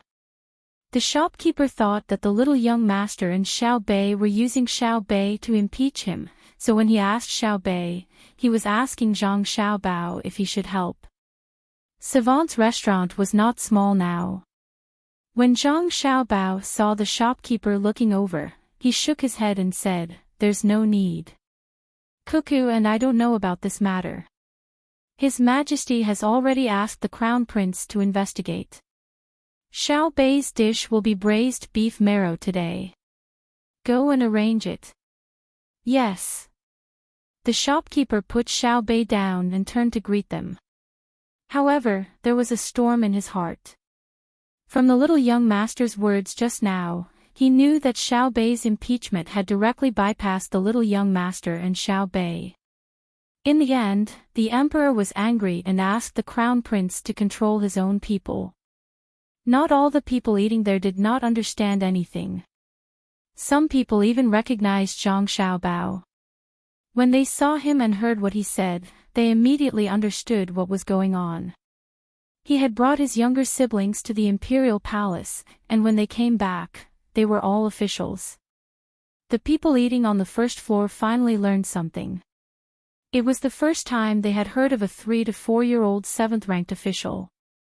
Of course, they did not know that Xiao Bei was actually not 3 years old. It was just that he was usually trained well and had enough nutrition, so he was a little older. Xiao Bei happily smiled sweetly at the people eating around him and prepared to go upstairs. Savant's restaurant was originally 3 floors, but now it was 4. The space on the 4th floor was a little smaller, only half the size of the 3 floors below. After all, it had not been rebuilt yet. It was all wood, so the space on the 4th floor could not be too big. When Xiao Bei returned home, he wanted to go to the 4th floor to eat, but just as he reached the stairs, he was brushed by someone who ran down. Xiao Bei dodged quickly. The person who bumped into Xiao Bei seemed to have drunk a little too much and did not notice at all. Who asked Xiao Bei to be short?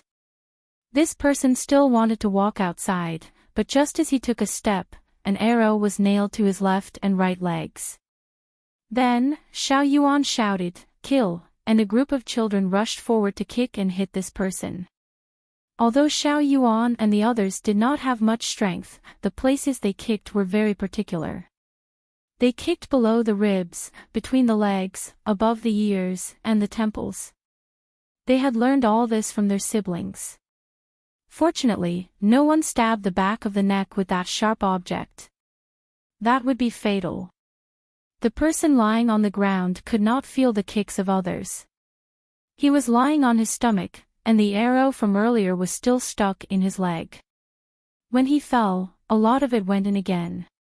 The back half of the arrow outside was broken, and the arrow shaft with a blood groove was constantly bleeding. Xiao Yuan, come back. Zhang Xiaobao stared at the person lying on the ground and shouted. Xiao Yuan waited for the person who wanted to avenge Xiao Bei to come back. Zhang Xiaobao reached out and took the pliers from Wang Wan. He flipped the person over and pinched the arrow out of his leg. He thought for a moment and said, "We were too anxious just now and injured you. We will immediately send you to get medical treatment. If you miss work, we will also compensate. You are all dead. Do you know who I am? Ah. Do you know who I am? You are all finished. It doesn't matter how much money you spend. First, it was a child who dared to block my way. Next, it was you who used force. You can just wait for death." The person lying there gritted his teeth and said. Zhang Xiaobao, who had just apologized and was preparing to compensate and take responsibility, was suddenly stunned when he heard this person's words. He asked, "So you said that you saw someone deliberately bump into you in front of you? May I ask who you are? Prince? Marquis? I did it on purpose. There is no need for a prince or marquis. I alone am enough to deal with you. I am Yuan Rong's advisor. Right now, the master is eating upstairs. You are all dead." The person lying on the ground continued to speak arrogantly. Zhang Xiaobao closed his eyes and said helplessly, "Why are there so many problems? Advisor, right? Yuan Rong. Isn't he busy settling the refugees? How could he let you come and cause trouble? Could it be that he doesn't care about what happened in Kai County at all?" As Zhang Xiaobao spoke, he pulled out the 2 arrow sleeves. Following the person's scream, he reached out and took the medicine from Wang Wan. He poured it on the person's wound and said, "This matter is not entirely my fault. You bumped into my little sister, so I acted. I was indeed a little anxious. However, you clearly saw someone bumping into you. How about we call it even? Are you dreaming? You hurt me, so I will let you know my power." The person lying on the ground endured the pain and continued to shout. "Then I can only offend one more person. Yuan Rong, right? Good. Men, invite him down. Also, this person tried to murder an official of the imperial court, but was accidentally seen through by the official. He wanted to frame Yuan Rong. Drag him to the backyard and interrogate him." Zhang Xiaobao didn't expect things to turn out like this.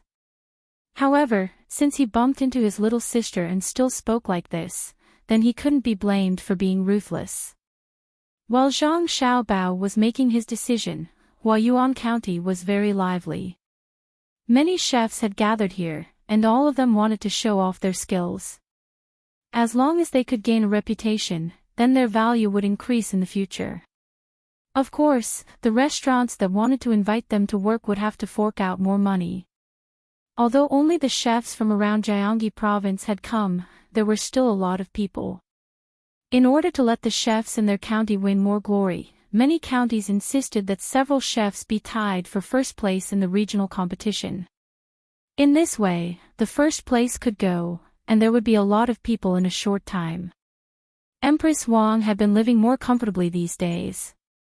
The recuperation place on Yaowang Mountain was even better than the Four Seasons workshop below.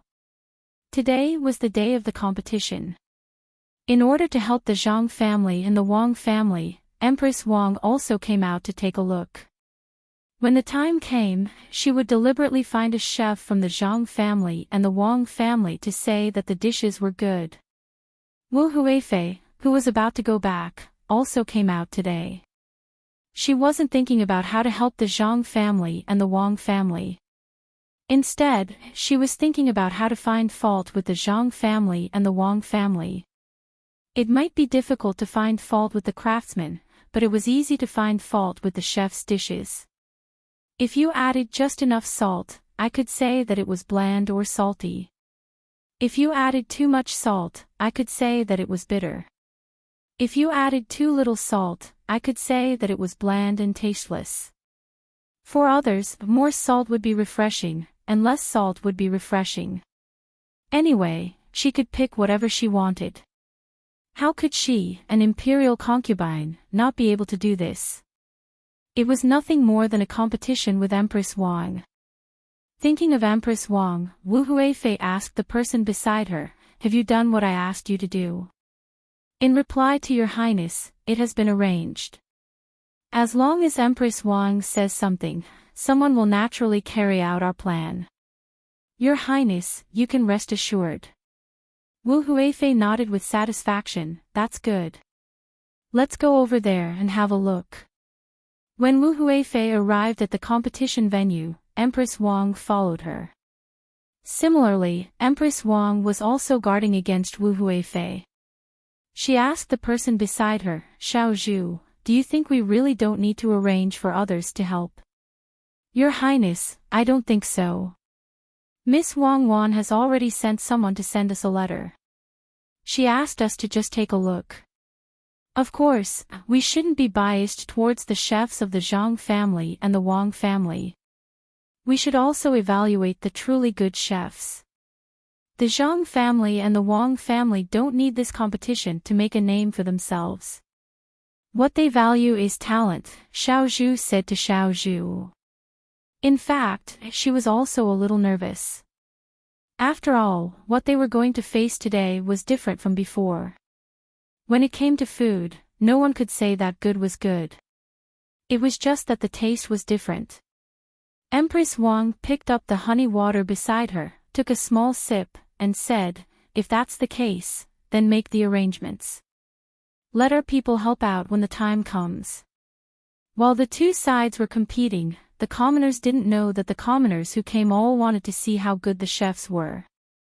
Of course, it would be even better if they could have a taste.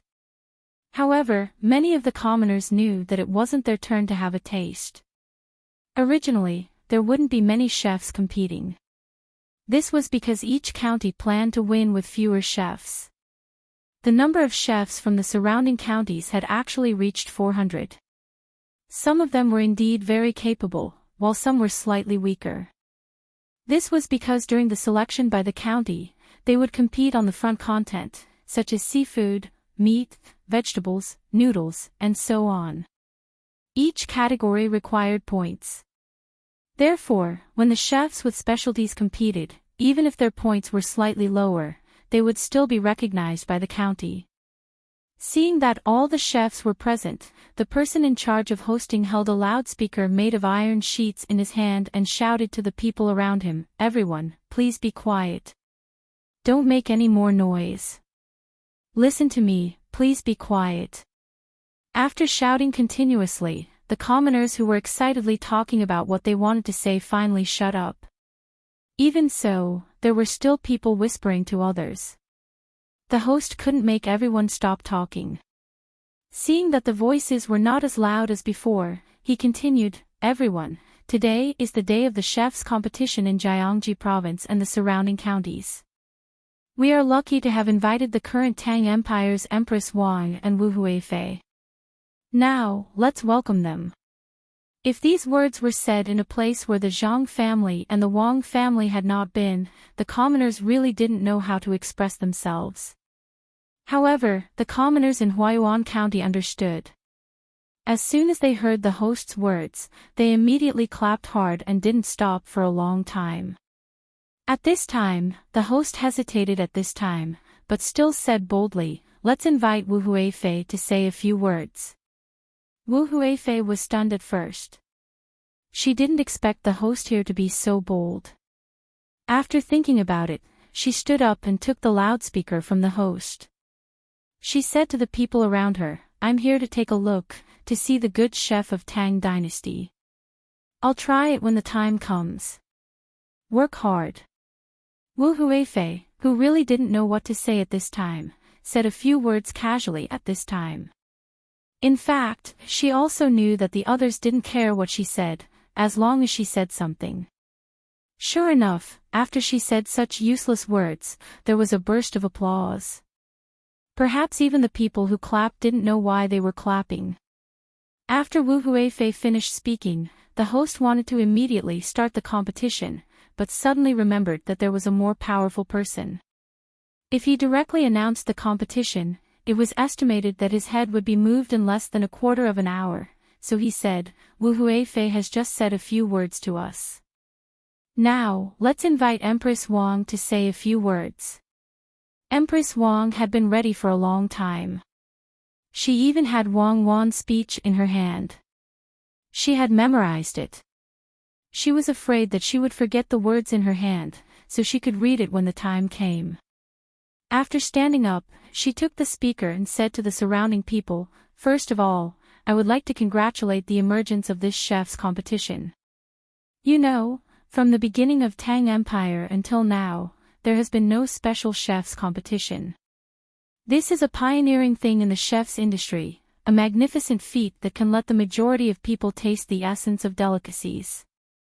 At the same time, it was not easy for Empress Wang to memorize Wang Wan's speech of 15,000 words. Although it was just a chef's competition, it included politics, military affairs, literature, art, and national relations. The people who were watching the fun were dumbfounded. If it were people like Zhang Xiaobao and Wang Wan, they would definitely fall asleep. But the people here had never heard so much nonsense. At this time, when they heard Empress Wang's comments on various aspects and the prospects of the chef's industry, they admired Empress Wang from the outside. They all felt that if Empress Wang didn't say it, they would definitely not know that cooking could be related to childbirth and could be used to defend against foreign enemies. The simple people listened patiently and even felt that it was better than a direct competition. Of course, they also secretly admired the Empress. She was indeed the Empress. She knew so many things, much better than Wu Huifei. Not only were the people stunned, but Wu Huifei was also the same. She had never thought that Empress Wang, who she had always thought was very bad, could say such a thing today. It sounded very reasonable, and it was so long. What was going on? A few days ago, she just found that Empress Wang was different from before. If it was possible to compete with Empress Wang and win at that time, it would not be easy for her to compete with Empress Wang today. Once the words of Empress Wang here spread to the capital and to the emperor's ears, it would not be easy to compete with her again. Thinking of this, Wu Huifei became anxious and winked at the people around her. The people around her immediately understood what she meant and hurriedly left to gather their people. While listening to Empress Wang, they suddenly shouted, "We just want to watch the competition. What's the use of talking so much? It's better to watch the competition right now." Empress Wang was stunned for a moment, then she said with a smile, "Since there are people who don't want to listen, then I won't say any more. The people in this world are the most important. I announce that the competition officially begins." As soon as these words were said, there were cheers from below. The people didn't know much, but they knew who was good and who was bad. Look at Empress Wang. As long as someone below shouted, she would immediately stop talking. This was what an empress should be like. The host also began to talk about the rules of the competition. First, the venue would provide materials that were commonly seen, as well as firewood. Second, if anyone wanted to use their unique materials to make something, they had to tell everyone what it was first. Otherwise, they couldn't use it. In terms of whether it was poisonous or not, it was even stricter, so as to avoid poisoning people. For example, if someone wanted to make a puffer fish, this was absolutely not allowed. No matter how good one was at making a puffer fish, they were not allowed to use it in the competition. This was considered a self-selected dish, and there were also a few dishes that had to be prepared. This time, not only did the competition have to determine who had the most points and who was first, they also had to determine who was first in a certain aspect. Only then could they proceed to the next competition. In other words, it didn't matter if a chef lost in total points. As long as they won in a certain aspect, it was fine. At first, Empress Wang really didn't understand why such an arrangement was made. She asked Xiao Zhu, and Xiao Zhu went over to ask again. When Xiao Zhu returned, she said, "Empress, they said that if a person wants to be the overall champion, then in theory, as long as he is second in every competition, he has a great chance. However, in many competitions, he isn't first. So if a restaurant finds those who are first in various aspects, then naturally, they will cook better things than the person who is first in total points. But who can afford to hire so many first places? Oh, I know. The Zhang family and the Wang family want to find a chef for themselves." Empress Wang understood now. Wu Huifei was also thinking about it. She was indeed smarter than Empress Wang. After hearing the rules of the competition, she immediately said to the people around her, "No matter what price we have to pay, we must invite the person who is first in all aspects. It will be better if we can invite the person who is first in total points as well." While the two sides were calculating, the competition officially began. The reason why the Tang Empire could hold a chef's competition was that the country's tax had increased, and the people's lives were gradually getting better. Even if there were still some people who were worse off than others, the overall situation was really good. However, in some places, not to mention a chef's competition, it was not easy to even have a full meal every day.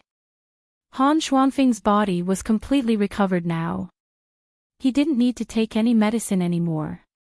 It was unknown whether it was because his body's resistance had become stronger, or because he was supported by many good things.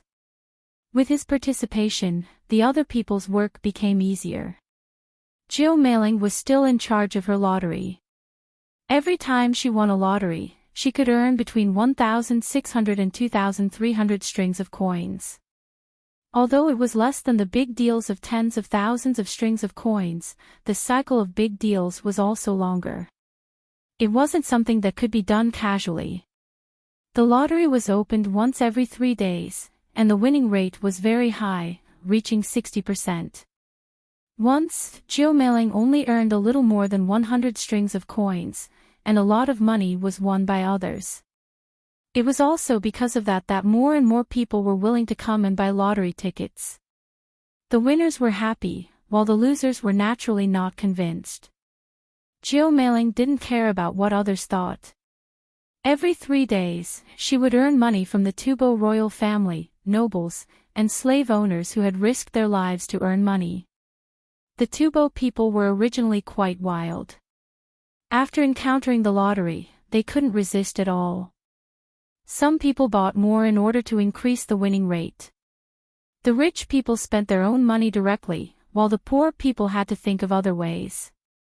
Some people borrowed from others, some pawned things in pawn shops, and some went to gambling places to gamble. In the first half of a month, there was a person who only had 1 copper coin left. He went to the casino that Mi Fan was in charge of and earned 20 strings of coins. He bought a lottery ticket every 4 strings of coins. He bought 5 tickets in total, and all of them were from the same number. In the end, he really won and earned more than 3,000 strings of coins. If he used this money to live a normal life, he wouldn't have to worry about money for the rest of his life if he didn't go to a remote place. Unfortunately, after this person made money, he went to the casino. In the end, he was left with less than 100 strings of coins. This less than 100 strings of coins was used to buy a lottery ticket in one go. After winning a few times in a row, he was finally left with a little more than 10 strings of coins. It came and went quickly. However, many people didn't think this way. They only saw how others won the lottery and earned money from gambling, but they never thought or were unwilling to think about how much others lost. Some people even said that even though that person lost money in the end, he had played it once and enjoyed it once. It was better than someone who had never enjoyed it once. If he only cared about stability, he wouldn't have won money at the casino that time, and he wouldn't have had the courage to buy lottery tickets. When others heard this, they also thought about it. If they didn't try once, they would be poor. If they succeeded, they could enjoy it. If they lost, they would still be poor. It didn't matter. Many Tibetans had such thoughts, especially recently. Because two tribes had made a mistake but were unwilling to admit it, before the autumn harvest, the great Tang had stopped the trade of grain and no longer sold grain to the Tibetans.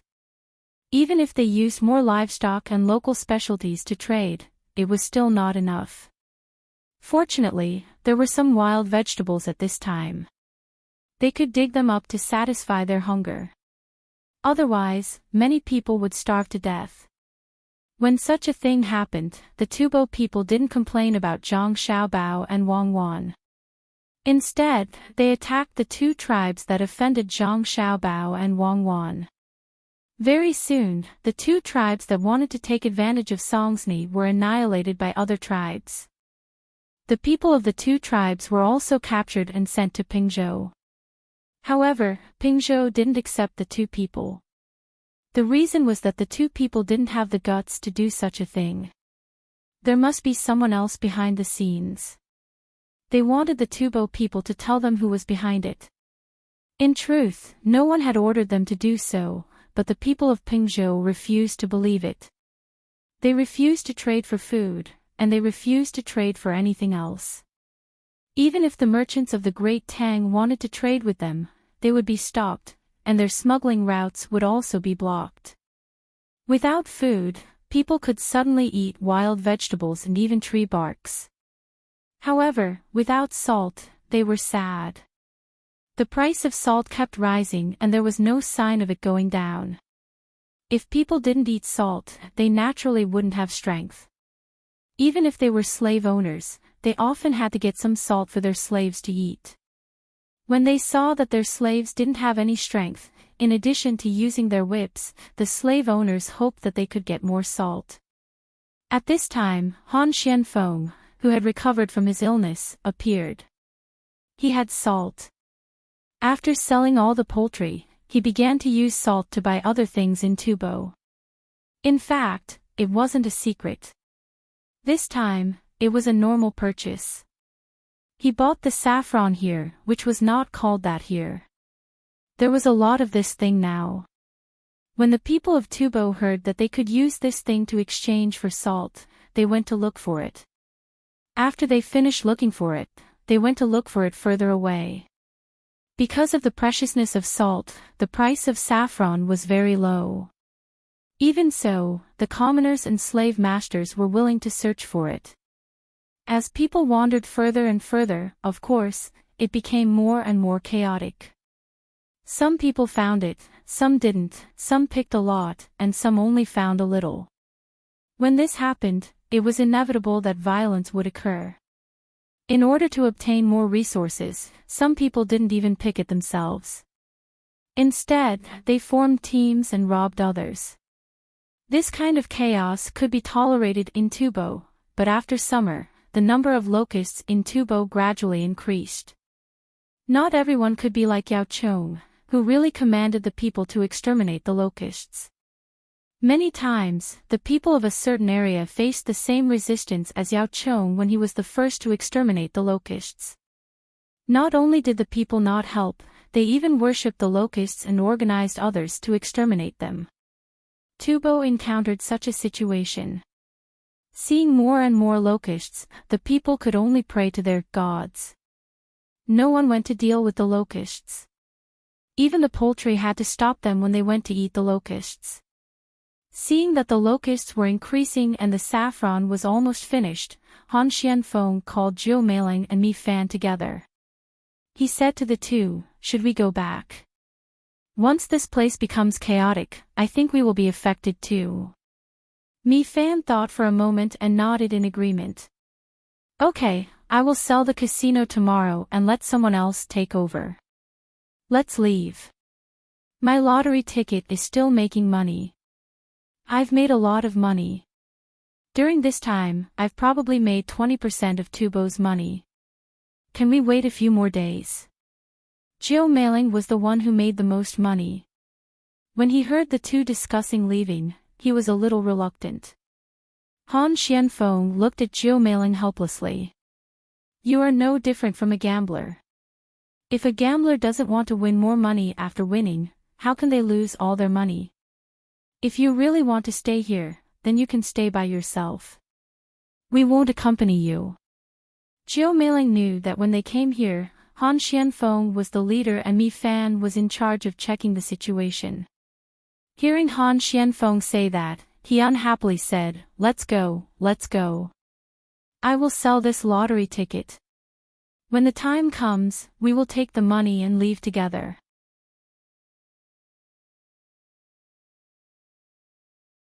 Chapter 752.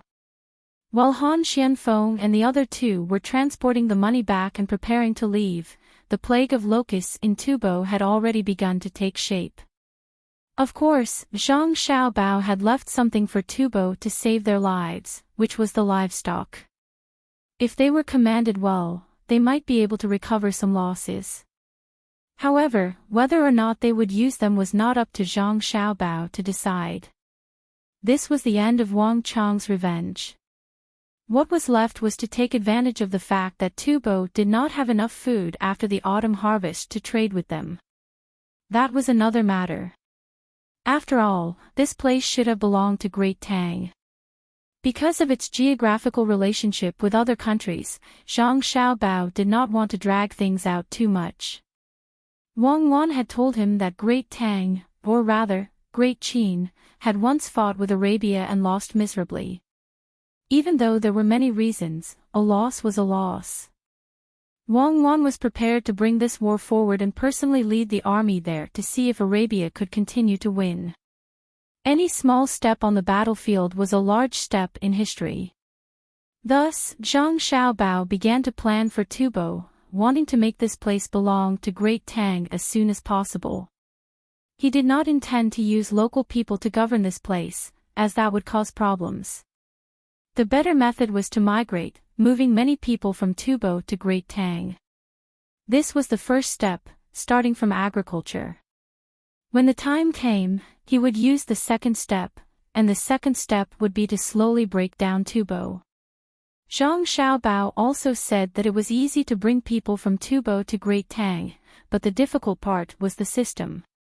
Even though Great Tang was working hard, it was still a feudal society. The people who were unwilling to change were not the slaves or the slave masters, but the nobles. This matter was more troublesome, and he would have to focus on this in the future. Han Xianfeng and the other two did not know about Zhang Xiaobao's plan.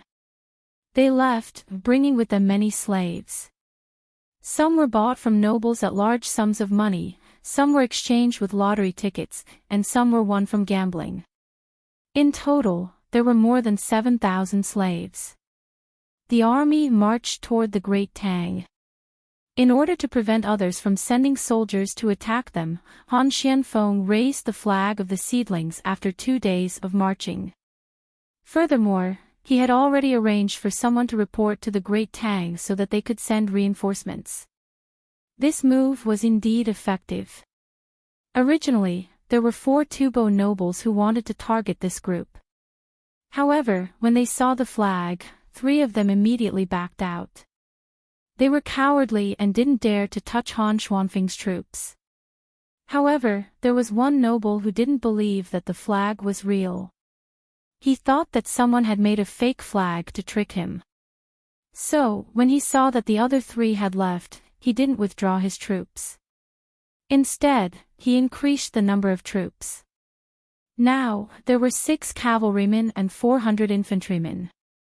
Han Xianfeng wasn't an ordinary person. He immediately knew that someone was plotting against him. It wasn't easy for 1,000 people to deal with 7,000 people.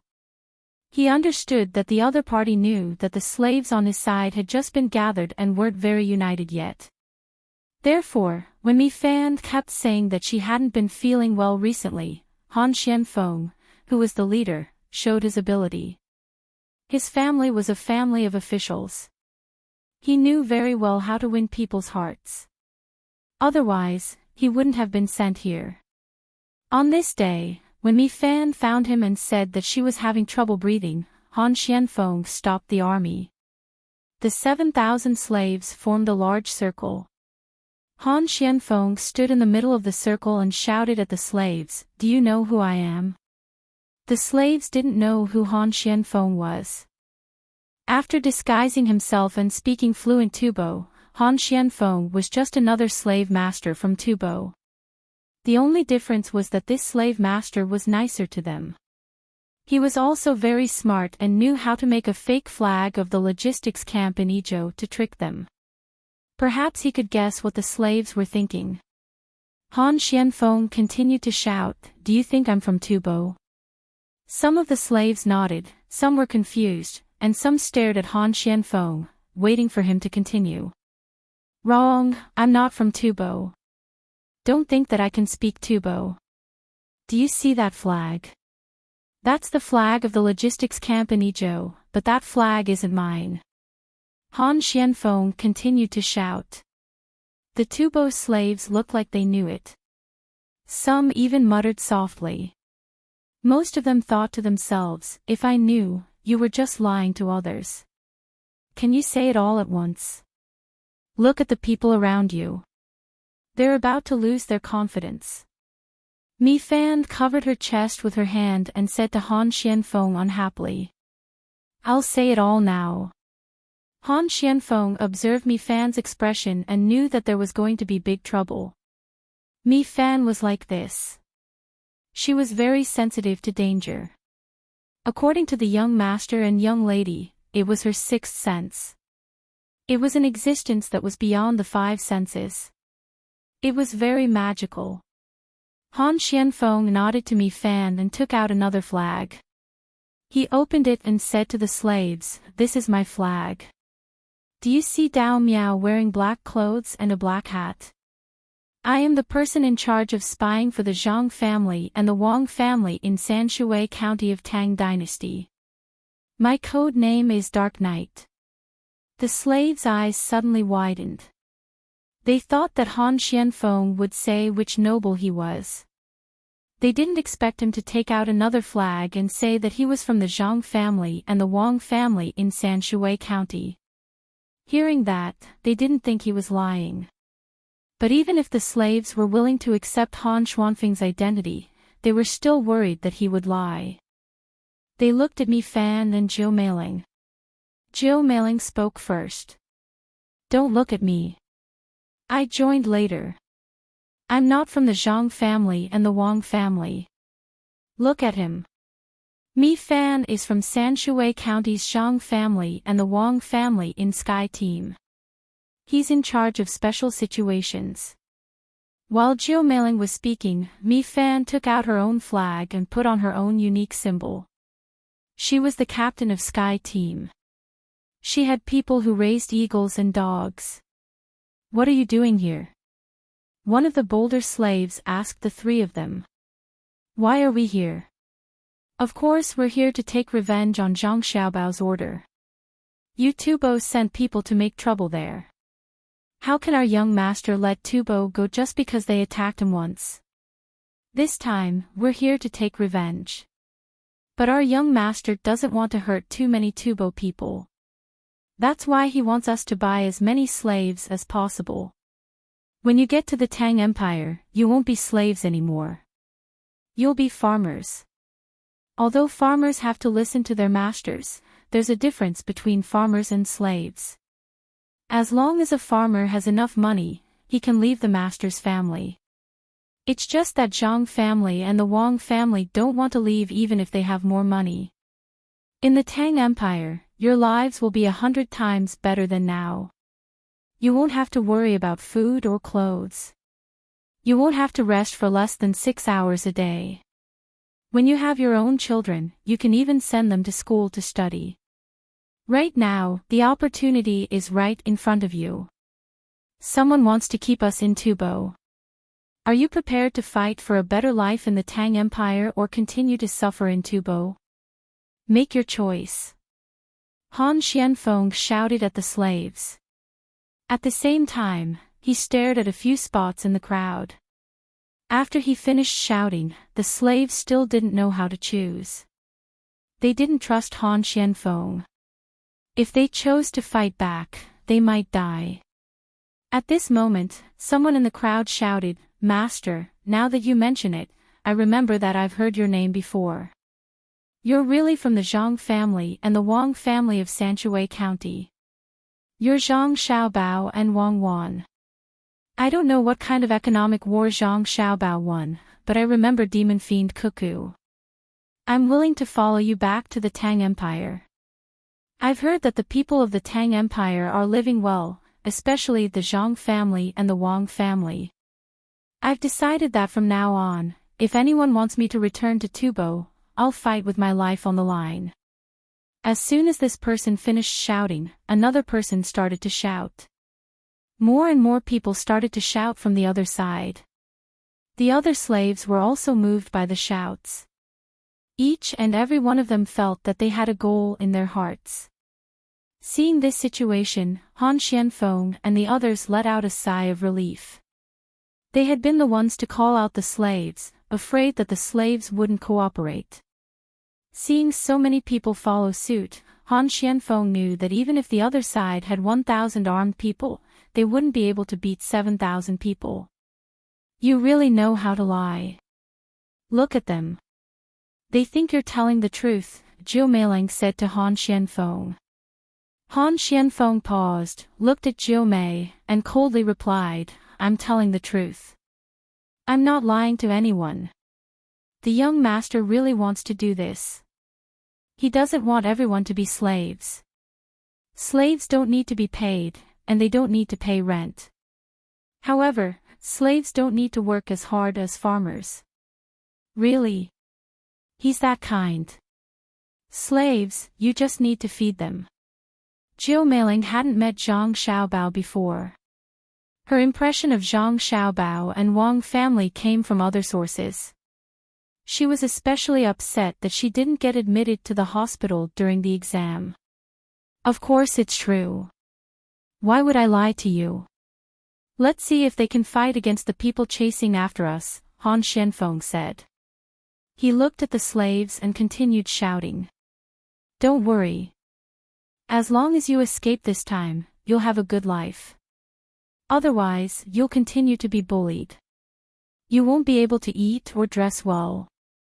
Even if you find a good woman, those Tubo nobles will take her to their houses and enjoy her before you can take her. If you're a man, you should act like a man and protect your woman. You can't be bullied when you're about to be together. If you're a woman, you should think about whether you'll have a good life in the future. As long as you go to Tang, not only will you be able to eat and dress well, but you'll also have all kinds of cosmetics and mirrors. In order to make the slaves love each other, Han Xianfeng was willing to do anything. He even talked about cosmetics and used women to inspire men's courage. At this time, Mi Fan suddenly said to Han Xianfeng, "Let's go." "I'm fine. I feel very comfortable now. I think there will be a change soon." "What change?" Zhou Meiling asked. "How would I know? Anyway, there will be a change." Mi Fan didn't say anything else after replying. He indeed didn't feel as uncomfortable as before. He even felt that his breathing was more comfortable than usual. Hearing Mi Fan's words, Han Xianfeng could only choose to believe him. He gave some orders and continued to lead the 7,000 slaves. There weren't many tents. Only the 3 of them had 2 tents. They didn't have much luggage either. When they left, they let the slaves carry the rations themselves. The slaves were used to sleeping and resting in the wild. They didn't care about tents at all. Therefore, the group moved faster. They were still 3 days away from Jinchuan, and the 1,000 people behind them also sped up. Before they could catch up, 100 cavalrymen appeared in front of Han Xianfeng and the others. There were also a few eagles flying in the sky. Although there weren't many of them, after seeing the riders, Han Xianfeng finally collapsed. He said to Zhou Meiling, "Help me up. I can't take it anymore. If you want to die, die far away. Don't die in front of me," Zhou Meiling said coldly, but she still helped Han Xianfeng up. The riders didn't stop. They rushed to the back of the slave group. Seeing the flags of the riders, the slaves believed Han Xuanfeng's words. The flags belonged to the Chamber of Commerce. There were also seedlings on them. "Let's go. Let's go back." Han Xianfeng waved his hand and rode forward. The slaves, who were originally running out of strength, did not know where they found the strength to run again. Their faces were full of yearning for the future, and they ran quickly. After half an hour, the 100 cavalrymen also encountered the 1,000 people who were chasing after the group of slaves. The 100 cavalrymen stopped their horses and stayed where they were without saying a word, nor did they show their weapons. But even so, the people on the other side all stopped in their tracks. When the 1,000 people were in position, the captain of the 100 cavalrymen shouted to the other side, "The 7,000 slaves in front of us are the people that our young master and young lady want." After saying this, the 100 cavalrymen turned their horses around and chased after the group of slaves. The 1,000 people sent by the other nobles looked at each other. They didn't know what to do. They thought about the 2 tribes that had been destroyed by the other nobles. In the end, they didn't dare to chase. While Han Xianfeng met a benefactor and saved the group from danger, Heng Yiwei also met a benefactor in Baoxin County. At least, that was what he said. He was the county magistrate of Kai County, the one with the surname Yan. After he took over the position in the county, he read the proposal brought back by Li Linfu. He had originally decided to live a peaceful life, but in the end, he couldn't control the thoughts in his heart. He took a leave of absence from the county and ran to Baoxin County. He Wei was currently in the Yamen receiving County Magistrate Yan, who claimed to be a benefactor. He Wei didn't receive him in his study, nor the signing room. Instead, he received him in the room where he usually received commoners. Here, he could speak freely and wouldn't arouse suspicion. "County Magistrate Yan, you came all the way from Kai County. I'm very touched. Have you eaten lunch? Why don't we eat together?" He Wei didn't believe in benefactors. If there really was one, it definitely wasn't County Magistrate Yan. It was Zhang Xiaobao and Wang Wan. He asked County Magistrate Yan if he had eaten on purpose. He came all the way here and it wasn't even noon yet. How could he have eaten lunch? County Magistrate Yan also heard the sense of distance in He Wei's words, but he didn't care. It wasn't like he hadn't encountered such a person before. In the end, he still dealt with him. Thus, he nodded and followed He Wei's words. "Then I'll have to trouble you, County Magistrate He. I really haven't eaten." "Good. Someone, bring up the food used to receive guests. It's the kind that is usually served to commoners." County Magistrate He didn't lack a meal. Since the other party wanted to stay and eat, then let him eat. He ordered the people standing outside the door.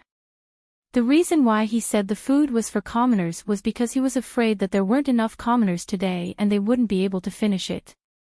Whether it was throwing it away or letting others eat more, it wasn't worth it. County Magistrate Yan didn't know. When he heard He Wei's words, he was puzzled.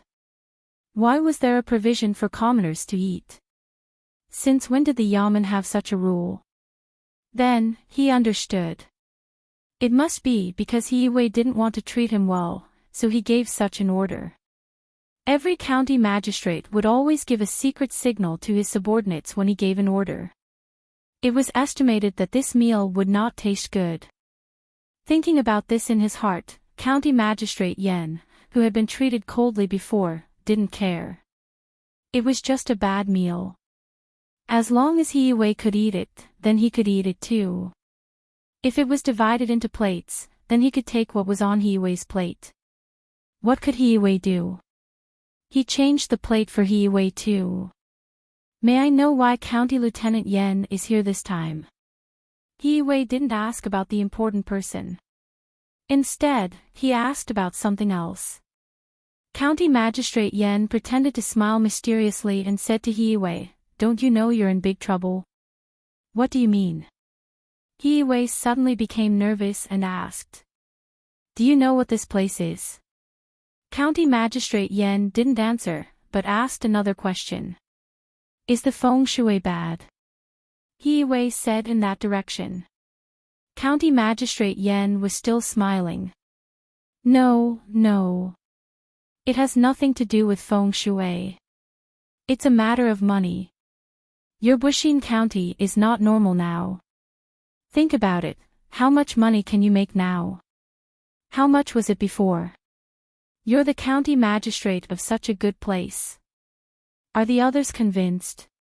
You're not convinced? Hiyue asked. Of course I'm convinced. What am I? But if someone's ability is great, will they also be convinced? If it's just a little money, it's fine. The main thing is that many officials here are studying here. You're taking advantage of this. Do you think others won't make trouble for you? Plus, you told the people how much money the county has. If you do this, won't the other counties learn from you? If they learn, then they won't be able to keep their greedy share. If they don't learn, then what's the point of being an official? Do you understand? County Magistrate Yen analyzed to Hiyue like an expert. Hiyue's face finally changed and became very ugly. County Magistrate Yen thought his words had moved Hiyue. When he was about to continue, Hiyue waved his hand and said to County Magistrate Yen, "Thank you for your concern, County Magistrate Yen. Like you said, I won't be here for long. I'll leave after the autumn harvest and let someone else take over." "Do you know where I'm going?" "Where?" County Magistrate Yen asked, puzzled. "I don't know." "Come, the food is here. Eat first." Hiyue originally wanted to tell County Lieutenant Yen not to think that his side was bad and that his future was smooth, but when he was about to say it, he hesitated. Coincidentally, the servants brought the food over and invited him to eat. County Magistrate Yen still wanted to ask more questions, but when he saw someone bring the food over, he had to shut his mouth and stared at the food. He wanted to see what Hiyue was going to use to trick him. But when he saw the food, County Magistrate Yen was stunned. There were 2 dishes and a soup. The dishes were scrambled eggs with chives and bean sprouts with meat. The soup was spinach soup with a layer of oil on top.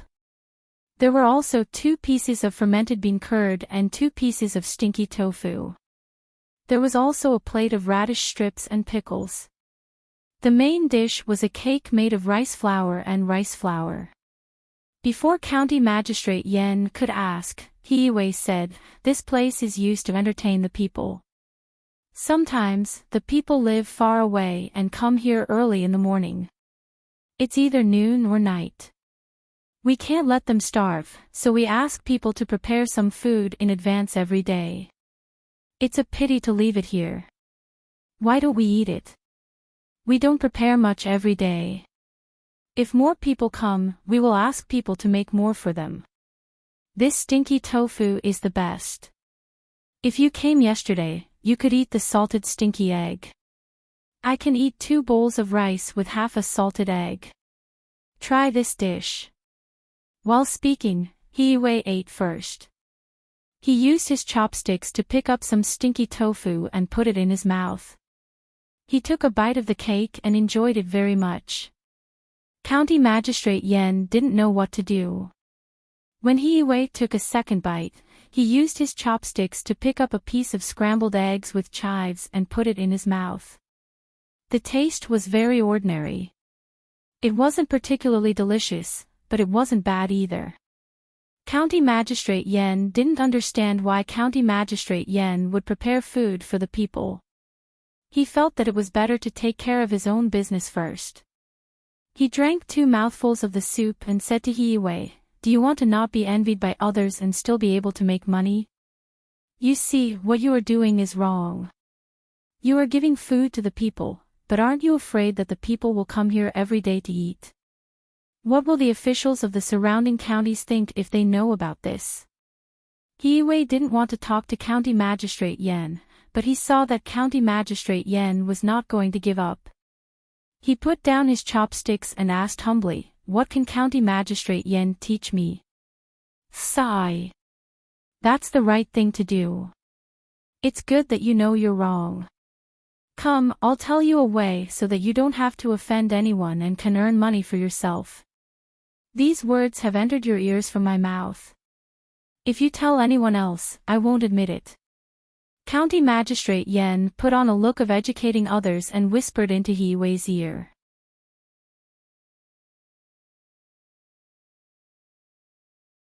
Chapter 754. Zhang Xiaobao and Wang Wan dealt with Yu Wenrong's people. Yu Wenrong didn't show any hostility. Instead, he gave Xiao Bei and the others a gift. He didn't apologize for offending Xiao Bei, nor did he mention that his people were hurt by Zhang Xiaobao and Wang Wan.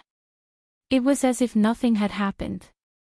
In addition to making preparations for Li Longji's journey to Jinyang, Zhang Xiaobao and Wang Wan also had to set up a reception area in Jinyang. Usually, after the reception area was built, it would be put aside. Even if the emperor left, no one else could use it. Zhang Xiaobao also thought the same, so he needed to make arrangements there. This trip would cost about 200,000 to 300,000 string of coins. It wasn't a small amount. If they couldn't earn it back, they would lose money. We've already sent people out. We won't take the land route. There's a Fan River that connects to the capital, so we can save a lot of money on the road. However, we need to build temporary rest areas every once in a while. I'm going to build the rest areas in the big garden. In order to earn back the money he spent, Zhang Xiaobao drew a picture on a piece of paper. It was the garden he was talking about. Wang Wan came over to take a look. No matter how she looked at it, she couldn't tell that it was a garden. It looked more like a big market. She looked at Zhang Xiaobao in confusion. "How long do you think it will take to earn back the money you spent?" "Very soon. Look, when Li Longji comes, we'll plant more flowers. When he leaves, we'll remove the flowers and turn it into a market. In every place like this, we'll use iron chains to pull up a bridge. It's convenient for people on both sides to trade with each other. We'll collect a bridge fee. When others trade, we won't collect any fees. We won't even collect the market management fee. The price will be decided by the buyers and sellers. However, there's one thing. All the goods that come over must be seen by us before they're sold. We can buy them all directly." Zhang Xiaobao drew on the picture. He also drew a few flower pots and a hole on the ground. He meant to bury the pots and flowers in the ground. It would be convenient for them to go back and forth. Wang Wan thought for a moment and understood what Zhang Xiaobao meant. Although it was said that the market price would not be affected, once they had the right to buy first, as long as they controlled it a little, they could make the price of various items in the market fluctuate. They could control the quantity of goods and make a lot of money. She nodded and said, "This is feasible. What about the iron chain bridge? I estimate that 300,000 strings of coins won't be enough to repair the bridge fee. It's a long-term thing. It's better than nothing. At that time, there will be more merchants coming and going, and transportation will be convenient. At most, we can find someone to cooperate with. Our family can't take out too much money. When Li Longji goes to Jinyang for a tour, that's where the real money is. We'll protect the place where he stays, but in the name of letting him cultivate, we'll buy a larger area around it and build an artificial lake. We'll let people go there and see if there's a good place and lake there. We'll arrange the place where Li Longji stays. We won't let others stay in the courtyard where he stayed. No one will care about the other places. Even the emperor is willing to stay in a place where he stays. How many people will want to rest and play there? We'll build more inns and restaurants, and that place will gradually become prosperous. The main thing is that we can let people do business there with a little management fee. If they're willing to rent out the place, they can earn back the money they spent in less than 2 years. In the future, that place will become more and more profitable. Zhang Xiaobao told Wang Wan his idea, and then said, "We still have to think of a way to let Li Longji write a title or something, such as the world's #1 lake." Well, I don't think that's possible. That small lake can't be the world's #1. Let's not talk about this for now. We'll think about it when the time comes. You're using Li Longji's name to get benefits for yourself. Wang Wan admitted that this celebrity effect would be good. People nowadays like things like being attached to others. For example, if someone wrote a good poem in a certain place, as the poem spread, that place would become famous, and many people would come because of it. Not to mention this time, it was the same at other times. Lu Sun wrote Kong Yiji, and as a result, the Fennel Beans and Xianfeng Tavern became famous. Originally, it was something that could be eaten anywhere and didn't taste good, but it was sold at a high price. When the time came, Zhang Xiaobao would also specially cook a few side dishes in Jinyang, and then have someone make a story about it. After that, he would connect it with the emperor and spread it out. Then, he would find someone to write a few prepared poems in advance. That would be amazing. He estimated that he would be able to earn back the money in 2 years.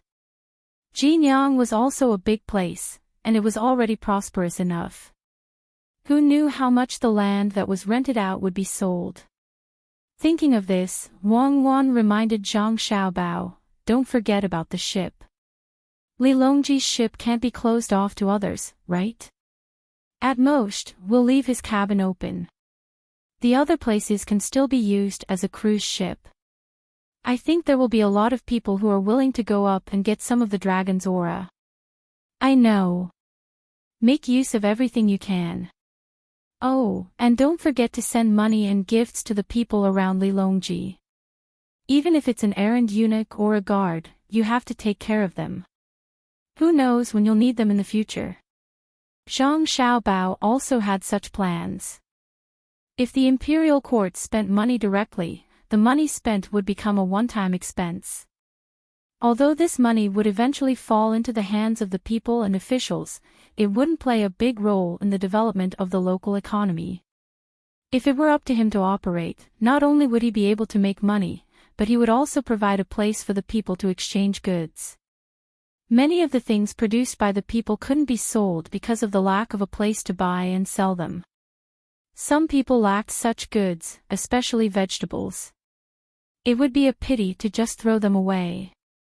After the two of them were almost done with their discussion, they once again sent people to the front to make arrangements. Time was tight, and they only had half a month to prepare. The project was huge, and they needed to find a lot of people to help. The sky gradually darkened. Zhang Xiaobao started to cook for his younger siblings again. Xiaobei and the others were unwilling to just stay in the room. They were wearing the official robes of Miyu and were wandering back and forth in the courtyard behind Savant's restaurant. They were afraid that others wouldn't know that they were officials now. After wandering for a while, Xiaobei started to think about her guards. Now that she was an official, according to the rules, she could have a certain number of attendants. Even though she was just a low-ranking official, she could still enjoy such treatment and a salary from the imperial court. Zhang Xiaobao and Wang family had guards, and the number had long exceeded the standard. However, no one cared about it, and no one mentioned it. Other than the fact that other people also exceeded the standard, it was also because of the importance of the skills of Zhang Xiaobao and Wang family. Even Li Longji hoped that Zhang Xiaobao and Wang family would have more guards to prevent others from prying into their good skills. I've decided. My guards must grow up with me and be nurtured from a young age. After thinking for a while, Xiao Bei came up with such a decision. She started to look at Xiao Yuan. Don't look at me. I'm not your guard. I'm also an official. I also need my own guards. Xiao Yuan knew what Xiao Bei was thinking when she saw Xiao Bei looking over. She straightforwardly told Xiao Bei to dismiss the idea. Xiao Bei looked elsewhere regretfully and finally said, "Forget it. When we're on the way, I'll see if I can meet some orphans and find them to be my guards. In the future, they will definitely be more powerful than the people from Team Zero." The people who lived in Savant's restaurant were also looking at Xiao Bei and the others in the courtyard. They were all envious and jealous. When the sky finally turned dark, Zhang Xiaobao brought out the food he had prepared for his younger siblings. Just as he was about to ask his younger siblings to eat, someone from the palace came. Gao Lisher asked the little eunuch, Luo Bin, to come over and ask Zhang Xiaobao if he had made any dishes. He had not eaten yet. When he heard Luo Bin say this, Zhang Xiaobao gave Wang Wan a look, telling her to continue telling stories to his younger siblings while he went to cook for Li Longji. Although Luo Bin said that Gao Lisher wanted to eat, Zhang Xiaobao knew that this was Li Longji's problem. In fact, the chefs in the palace were not bad. It was just that the food they made was more casual. It was unlike the palace, where the food used was fixed and could not be different. If it was a little salty or bland, then it would be troublesome. After busying himself for a full hour, Zhang Xiaobao only managed to make 8 dishes and 1 soup. He put them in a large food box and had the people Luo Bin brought carry it away. He did not forget to give Luo Bin and the others a gift according to the importance of their position and status. He even did not miss out on the palace guards who followed them. This time, the people who came out went back happily and promised Zhang Xiaobao that they would not delay the journey and would not let anyone come close. This meant that they did not have to worry about anyone tampering with the food. After watching Luo Bin and the others leave, Zhang Xiaobao rubbed his starving stomach and looked for something to eat. He muttered, "This journey is so tiring. I reckon that Li Longji wants me to cook for him, so he transferred me over from Baoxin County. What kind of person is he?" Zhang Xiaobao did not know whether Li Longji really thought this way or not. When Luo Bin hurried back to the palace, the food was still warm. There was no need to reheat it. There was a charcoal fire under the food box to keep it warm. In addition, it was currently summer, so it was impossible for it to become cold. Zhang Xiaobao was hungry from cooking, but Li Longji and Gao Lisher were also hungry. In order to eat more of Zhang Xiaobao's food, the two of them only drank tea and did not even touch the snacks. When they saw that the food was delivered with the seal that Zhang Xiaobao had put on it, Gao Lisher checked it and saw that no one had touched it. He did not need anyone else to taste it. He tasted every dish himself. After waiting for another 15 minutes, he nodded to Li Longji and said, "Your Majesty, you can eat now." When Li Longji saw that Gao Lisher did not feel uncomfortable after tasting the food, he impatiently picked up his chopsticks and started eating. As he ate, he said, "If only I could get Xiao Bao to come over and cook for me. I don't need anyone else to taste it. After we leave the capital, I can eat Xiao Bao's food every day. Don't you think it's strange? Xiao Bao's knife skills are not as good as the chefs in the palace, so why does it taste so good?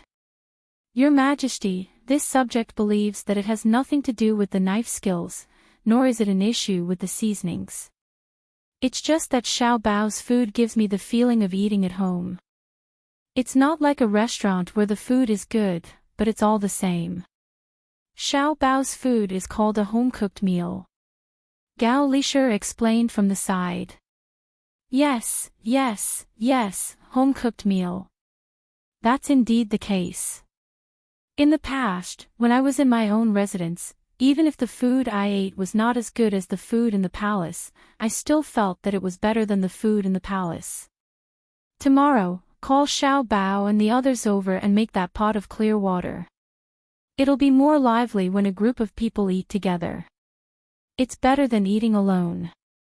Li Longji agreed. Then, he wanted to liven up the atmosphere. The people in the palace, even his children and concubines, were a little reserved when eating with him. They were not as good as Zhang Xiaobao and his younger siblings. Children did not know how to be afraid and would say whatever was on their mind. Only then would they be able to eat together freely. Gao Lisher did not object. He immediately sent someone to Savant's restaurant to inform Zhang Xiaobao and Wang Wan so that they could prepare in advance.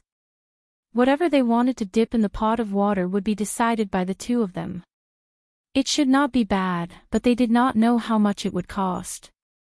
The emperor's meal was not simple. Lisher, you eat too.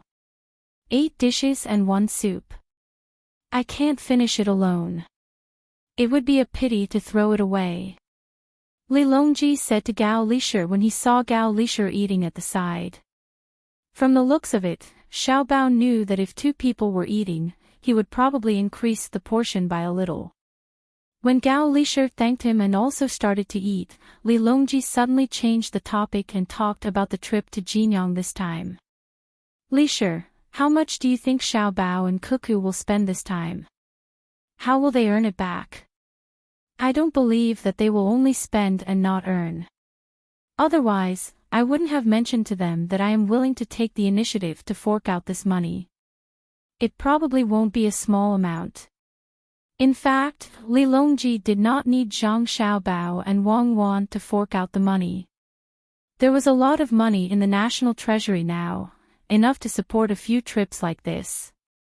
The reason why he agreed was that it was better to save as much as possible and use it in other aspects. The people in the imperial court had already calculated that if they were to fork out money from the national treasury this time, they would need at least 200,000 strings of coins. This was not including the money that would be taken out when they arrived at Jinyang. It was better to save money and leave it to Zhang Xiaobao and Wang Wan. Another reason was that he wanted to see if the two of them could earn money from this kind of thing. He wanted to learn. How could Gao Lisher know how much Zhang Xiaobao and Wang Wan would fork out? He estimated that it would not be less. After thinking for a while, he replied, Your Majesty, this subject feels that if Xiao Bao and Cuckoo were to fork out the money, they would not be able to spend 300,000 strings of coins. It might even be 500,000 strings of coins. Oh. Why do you say so? Li Longji asked. Replying to Your Majesty, since Xiao Bao and Cuckoo have accepted this job, they naturally will not be fooling around. They will definitely arrange it well so that Your Majesty will be happy along the way and feel comfortable when you arrive at your destination. This is a sum of money. According to the calculations of the officials in the imperial court, the amount of money that was prepared to be used in the national treasury was 200,000 strings of coins. Moreover, when you arrive at Jinyang, you will also need to spend a lot of money there.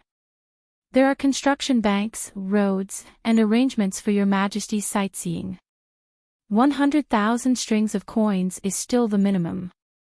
It is estimated that it will only be more and not less. Since this is the case, Xiao Bao and Cuckoo will have to fork out 300,000 strings of coins. In addition, they will have to think of ways to earn money, so they will need to use more money to take advantage of the opportunity to build. Therefore, this subject feels that 300,000 strings of coins is possible. Gao Lishir analyzed for Li Longji. He also wanted to know how Xiao Bao would earn back the money. The more the better. Seeing that Li Longji was deep in thought, Gao Lishir asked again, why don't this subject send someone to ask Xiao Bao? Ask? No need, we will know when the time comes. The Empress and concubine Hui are still in the hospital. Did they say when they will be back? Li Longji felt that if he asked, Zhang Xiaobao would naturally tell him, but it would not be a surprise. It would be interesting to guess more. It would be best if he could see how Zhang Xiaobao would earn money. At the same time, he asked Empress Wang and concubine Wu. If they were not back, he could not bring them along. It did not matter whether Empress Wang brought them along or not. Wu Huifei had not seen her for a long time. Gao Lishir knew the situation over there. He said to Li Longji, Your Majesty, this subject reckons that the Empress and concubine Hui will not be able to make it this time. There is a chef competition over there. Li Longji looked a little regretful. He did not say anything more and continued to eat. In Huaiyuan County, the chef competition was still in progress. Chefs from all over the country showed their skills. For the next few days, they were busy all day and night, taking turns to come. The chefs in Aqua Cloud Room had already cooked several dishes, but every time Wu Huifei gave them a very low score. Even if the food in her mouth was clearly better than the dishes cooked by others, she still wouldn't give them a high score. Empress Wang was more fair. She would give a score according to her own feelings. If the food between the clouds and the water did not taste good, she would not give a high score. The two of them were not the only ones who tasted the food. There were other people who were also there to give a fair score after tasting the food made by others. In this way, it was impossible for concubine Wu Huifei to suppress between the clouds and the water even if she tried her best. Now it was night time, and there were only 2 days left. The chef competition would enter the finals. Most of the chefs who were eliminated by the score would not have a chance to enter the finals. Now, among the 20 people in front of the competition, 12 of them were between the clouds and the water. One of them was because the food between the clouds and the water cooked was really good. The other was because the chefs between the clouds and the water came in large numbers. There were many branches between the clouds and the water in the prefectures around Jiangyi province. Even if there was only one chef from each branch, there would be more than 100 chefs coming here. Under such competition, it was hard not to be sent to the front. In order to suppress between the clouds and the water, concubine Wu Huifei could not sit still. Tonight's competition was to make a soup and 2 optional dishes. Once the dishes were done, dinner would be finished after tasting them. Concubine Wu Huifei sat there and thought for a while. Then she gave an order to the person next to her.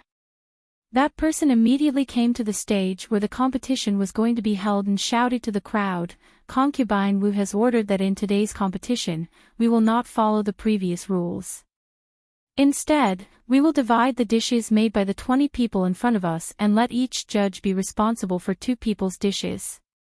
As for the chefs after the 20th place, they will be counted according to the normal rules. In this way, we can increase the difficulty of the chefs and make the competition more interesting. The onlookers understood as soon as they heard that. Concubine Wu Huifei wanted to change the rules. If it were someone else who said this, the onlookers would definitely not support it. However, she was an imperial concubine. Even if some people were not satisfied with it, they could not say anything. At this time, many people looked at Empress Wang, wondering if she would agree. How could Empress Wang not know what concubine Wu Huifei was thinking? If she did this, then as long as concubine Wu Huifei ate the dishes made by the chefs between the clouds and the water, no matter how good or bad they would be given a very low score. This would cause the chefs between the clouds and the water to drop from the top 20. One less person was one less person. 2 less people were 2 less people. In this way, Between the Clouds and the Water might lose in the finals because of the lack of chefs. Empress Wang wanted to stop it, but when she saw the person in charge of the competition, who looked indifferent, she finally swallowed the word she wanted to say. Wei Wei nodded, agreeing to this rule. Seeing that Empress Wang did not object, concubine Wu Huifei was happy. She looked at the place where the lots were being drawn, hoping that she could draw 2 chefs between the clouds and the water. That way, she could take revenge on Wang Wan first. After all, she had brought Empress Wang here and taught her a lot of skills. Perhaps she was really lucky. When the lots were drawn, concubine Wu Huifei indeed drew 2 chefs between the clouds and the water.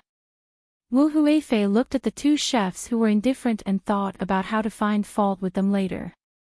With the order, the competition started. Concubine Wu Huifei stared at the 2 chefs she was in charge of. When it came time to score, she had to have an excuse. The 2 chefs between the clouds and the water did not make shark fin and abalone. It was a very normal dish. First, they prepared the ingredients for 2 soups. One prepared to make a soup with cucumber and egg, while the other prepared to make a soup with shredded radish. After preparing the ingredients for the soup, one of the chefs began to beat the eggs. He used shredded radish to make the soup. Because there were eggs in the main dish, it was not good to put eggs in the soup. Otherwise, it would be repeated. The oil in the pot was first heated. Then, he beat the eggs one by one into the bowl. Then, he used chopsticks to break the adhering parts. The chopsticks flew up and down, and the eggs rose and fell with the movements of the chopsticks. In the end, the eggs did not look like eggs. They looked like yellowish cloth. After the oil in the wok was boiling, the cook added some salt to the eggs. He didn't add anything else and directly put the cloth into the wok with his chopsticks. With a sizzling sound, the eggs in the wok suddenly swelled up. When the last piece of egg was beaten into the pot, the chef used his chopsticks to pull the egg pancake in the pot and turned it around. Immediately, with the force of the turn, the egg pancake was picked up along the side of the pot and landed on the empty plate at the side. The whole process was very fast. It was so fast that the onlookers below exclaimed. They had never seen anyone make fried eggs like this. It looked very comfortable, but the requirements for heat control and the chef's proficiency were very high. This dish was actually very common. However, when placed in between the clouds and the water, it was a dish that every chef who wanted to be promoted to a special chef. The simpler the dish, the more one could see the chef's ability. Then, the chef began to stir-fry the wood ears and shredded meat. At the same time, it was a very simple dish. At this time, the other chef had also finished the first dish. It was stir-fried tofu with some starch on top. That was it. The other dish was eggplant with minced meat. Except for the wood ears, which were very rare, the commoners had eaten all the other dishes. They were the most commonly seen dishes. However, none of the commoners felt that this dish was not good. They were all waiting for the final score. At this moment, the soup was also being served. The entire process, which consisted of 2 dishes and 1 soup, took less than half an hour before they were placed on the table in front of Wu Huifei. Before they even touched their chopsticks, Wu Huifei spoke first. She evaluated the 4 dishes one by one. I don't know what the chef is thinking about this fried egg. You made such a big piece. How do you expect others to eat it? Don't you know how to break it? When did Between the Clouds and the Water have such a chef? At the very least, it should be divided into 4 pieces. Even if you used a knife to divide it later, it would be fine. The chef who was criticized nodded and replied, Your Highness is right. When I made it, I did as Your Highness said. I divided this piece of egg into 6 pieces. If Your Highness doesn't believe me, just use your chopsticks and you will know. Don't be fooled by the fact that the eggs seem to be in a continuous state when you put them into the pot. In fact, they actually broke 5 times. Furthermore, the position of the eggs in the pot has also been adjusted. Just by connecting them together, they can be separated with chopsticks. Hearing the chef's words, the commoners nearby gasped in admiration again. They all followed the people around them and said that the chef between the clouds and the water was amazing and so on. Wu Huifei's expression turned ugly. Using her chopsticks to pick up the egg, wasn't that right? With just a slight movement, the egg on the plate immediately divided into 6 pieces. Following the praises of the surrounding commoners again, Wu Huifei felt that she had lost face. She said, "Don't you know how to add some chopped green onions to add color when you are scrambling the eggs? Look at what you made. Without chopped green onions, how can the taste be good?" "Yes, Your Highness is right." The chef didn't refute this time. In this aspect, everyone had their own reasons. Not adding chopped green onions was to allow the scrambled eggs to maintain the original taste as much as possible. If he added chopped green onions, then there would be an additional taste of chopped green onions. However, some people didn't like to eat eggs with chopped green onions because the taste wasn't good. Seeing that the other party didn't refute this time, Wu Huifei picked up a piece of egg and took a small bite. Her brows furrowed. Scrambled eggs, scrambled eggs. You really fried them lightly. Don't tell me you don't have any salt. You only put this little bit of salt. It doesn't taste good at all. The chef was stunned for a moment and didn't say anything. The surrounding people who knew how to eat looked at Wu Huifei in surprise. Every one of them wondered if this was Wu Huifei. Didn't she know that eating scrambled eggs wasn't about eating salt, but the freshness of the egg? Otherwise, why was she able to get it out of the pot so quickly? I don't know how you got such a high score. This dish only got a 0. Do you have any objections? Feeling that she had caught the other party's flaw, Wu Huifei directly gave him a 0. What objections could the chef have? So be it. He didn't come here to get first place. It was fine as long as he achieved his goal. After Wu Huifei said this, the commoners let out a series of boos. Then, they immediately stopped, afraid that Wu Huifei would see them and have them arrested. At this time, the person in charge of the competition walked over and said to Wu Huifei, "Your Highness said it very well. Then should this dish be called lightly fried?" "Yes, it's this light word." Wu Huifei nodded. Wei Wei nodded. "Thank you, Your Highness." At this time, the chef bowed to Wu Huifei, because he had achieved his goal. In the future, there would be a dish called Wu Huifei stir-fry, and it would definitely be very famous. Especially since the Zhang and Wang families had a lot of eggs, there was no need to worry about not having enough.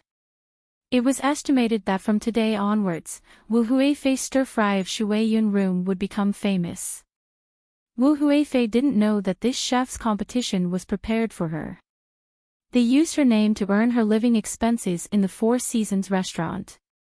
Then, she started to evaluate the next dish. How could one not be able to pick a bone in an egg? The 4 dishes and 2 soups of the 2 chefs all got 0 points. These 6 dishes also got their own names. The method of making minced meat and eggplant was to cut open the eggplant and put minced meat inside. It was not the other method of making minced meat on the outside. Wu Huifei said that once the customers saw the meat, they would have preconceived ideas and wouldn't buy it. This was because the dishes between the clouds and the water all had pictures to let the customers know how they looked. Therefore, Wu Huifei gave a bad evaluation of this dish, saying that it only knew how to hide the meat inside. As a result, the minced meat and eggplant between the clouds and the water became Wu Huifei's minced meat. When eating this dish, one could even imagine whether the emperor would be angry when he heard about it. Never mind. I'll explain later. I'll earn as much money as I can. The other dishes also got their own names, all of which started with Wu Huifei. It was agreed that they would use the names of Empress Wang and Wu Huifei. Wu Huifei was very happy. As the dishes spread, her reputation would also spread. Empress Wang was also evaluating the dishes. Her opinions were very pertinent. Even if she didn't know, she would ask clearly. She named the dishes that tasted good and left the ones that didn't. Wu Huifei, who didn't know that she was being schemed against, was still happily thinking that there would be 2 less people between the clouds and the water. When the finals came, she would think of a way to make the first place go to someone else. That would be perfect. The person in charge of the Zhang family and the chefs here were all amazed by the little young master. When the competition was held, the little young master repeatedly emphasized that there was no need to get first place this time. Even if they didn't get first place, between the clouds and the water would still be between the clouds and the water, especially since this was a competition held between the clouds and the water. If the first place didn't belong to between the clouds and the water, the reputation of between the clouds and the water might be better. As long as Wu Huifei and Empress Wang allowed them to use their names to name the dishes, it would be a success. Looking at the situation, now they were one step closer to success. Moreover, Wu Huifei deliberately made trouble. The people were not stupid, especially when they were talking about the scrambled eggs, they said it was light. It was estimated that it would soon spread and become a joke. Moreover, people who went to between the clouds and the water to eat would be willing to order this dish, which was not expensive. After Wu Huifei and the others tasted the dishes and were full, the onlookers also had the opportunity to order some dishes to try. This dish was made by the best chefs in the whole of Gyeonggi province. Usually, if they wanted to eat it, they wouldn't be able to afford it. Now, they had a chance. After the selection of today's competition, the first 20 people who were going to participate in the finals had been selected. After Wu Huifei eliminated 2 of them, the remaining 10 people successfully passed the competition.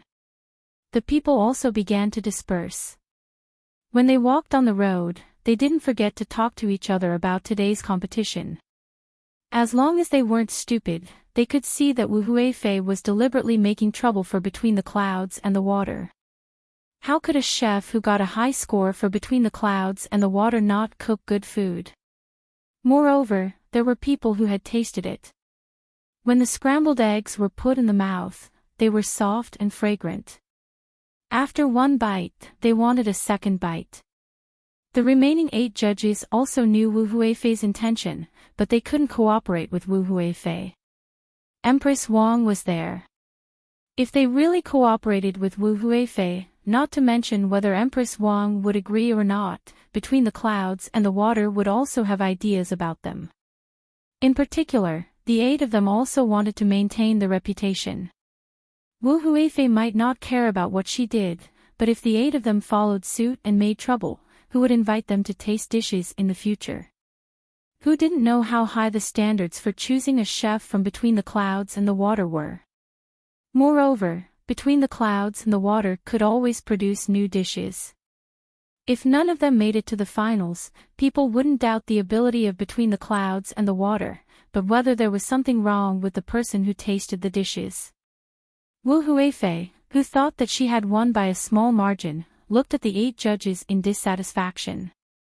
She smiled and greeted Empress Wang, then returned to 4 Seasons workshop, 70% full. Empress Wang smiled and didn't say anything. Beside her, Xiao Zhu pouted on the way back and said, "Empress, why did you just watch Wu Huifei make trouble there? Look at how she picked on the dishes. I really suspect that there's something wrong with the palace chef who cooked for her.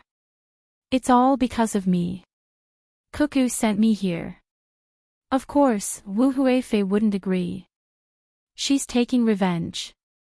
It's a pity that she chose the wrong person. Zhang family and Wang family won't suffer for nothing. This time Wu Huifei's name will be known, but it won't be a good reputation. Empress Wang wasn't worried that Zhang family and Wang family couldn't handle such a small matter. Thinking of Wang Wan in her heart, a smile appeared on her face.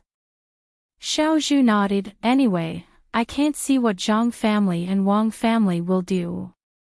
At this moment, the maid from Yaowang Mountain who was in charge of serving Empress Wang said to Xiao Zhu, "Little sister Xiao Zhu, you haven't eaten yet, right?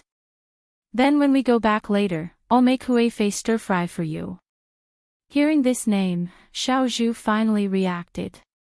She opened her eyes wide in surprise and suddenly burst out laughing. "You're so bad." "I know. In the future, Huifei stir-fry between the clouds and the water will be a famous dish. Then tomorrow, shouldn't we let Wu Huifei continue to make trouble?" Empress Wang also smiled. She knew that this was Wang Wan helping her again.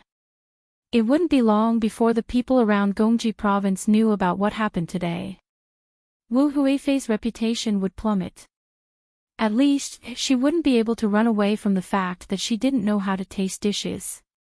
If she deliberately made trouble between the clouds and the water, after going back, the people in the court would hesitate when choosing a side. Who didn't know that Zhang family and Wang family were vengeful people? Good plan. This plan was well used. It was all for her and made things difficult for Cuckoo. The next day, when the final competition was held, Wu Huifei didn't let go of the chef between the clouds and the water. This time, she thought of a new rule. That was, there were 20 people and 10 judges. She divided the judges into 2 teams. One team would follow Empress Wang, and the other team would follow her.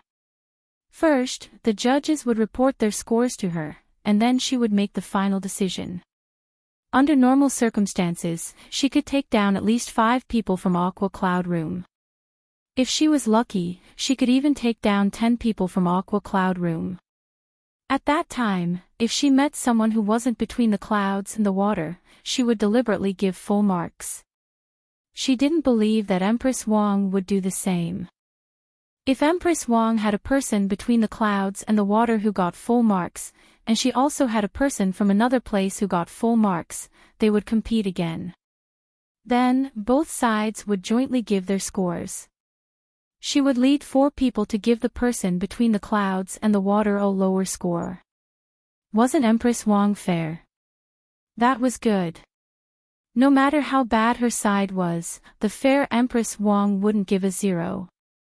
Then, after calculating the average score of both sides, between the clouds and the water would at most get second place. That night, Wu Huifei, who had figured this out, had a good dream. The next day, her spirit couldn't keep up. The palace maid next to her also listened to her sleep talk for the whole night. She said that the dish didn't look good, that there was too much oil, and so on. It was the last day of the competition. More people came, hoping that they would be lucky enough to try the dishes that the judges couldn't finish. The 20 chefs who were going to enter the finals were also ready. During the drawing of lots, it was unknown how it was so coincidental. After Wu Huifei announced her new rules, she actually drew 9 chefs from between the clouds and the water. Only one of them didn't have a name between the clouds and the water. The chef between the clouds and the water who was assigned to Empress Wang was said to be the head chef of the flagship store between the clouds and the water in Sanshui County. After a round of evaluation, the 9 chefs from between the clouds and the water in Wu Huifei's team were once again degraded by Wu Huifei. Their scores were so low that all kinds of excuses that would make people blush came out of Wu Huifei's mouth. As a result, many of the dishes were given new names. The 9 chefs were very happy, and the remaining one was given full marks by Wu Huifei. The 4 judges who followed him were very helpless. Wu Huifei didn't allow them to say anything, so they could only write. After they finished writing, they gave their scores to Wu Huifei. If others didn't know, they would really think that they gave a very low score. Empress Wang also had a chef who got full marks, and it was the chef from between the clouds and the water. The head chef between the clouds and the water was indeed amazing. Even the other 9 chefs who were competing with him couldn't help but be convinced. As a result, there were 2 chefs who got full marks on the competition stage. Wu Huifei excitedly used the method she thought of last night to start a new round of evaluation. The result was needless to say. Between the clouds and the water was given a low score, while the other chef was given a high score and full marks. After the 2 rounds were averaged, the chef between the clouds and the water lost and only got a runner-up. Wu Huifei acted as if she had done a very great thing. She personally gave the champion a trophy and asked, "XANU, why has this consort never heard of that restaurant of yours before? If there is a chance in the future, this consort will definitely go there and personally taste your dishes. Many thanks, Your Imperial Highness. However, this lowly one probably won't be able to stay in that restaurant in the future. After all, this lowly one is going there to help train the chefs. Once the training is done, the original Thousand Delicacies restaurant will be changed into a branch of Between the Clouds and the Water. At that time, this lowly one will return to Between the Clouds and the Water. This lowly one is only temporarily transferred over. This lowly one was originally the head chef of the restaurant Between the Clouds and the Water in Wanyan County. In the future, if Your Imperial Highness wants to eat this lowly one's dishes, you can have someone call this lowly one to the palace or the restaurant Between the Clouds and the Water in Wanyan County. This lowly one will definitely make the best dishes for Your Imperial Highness."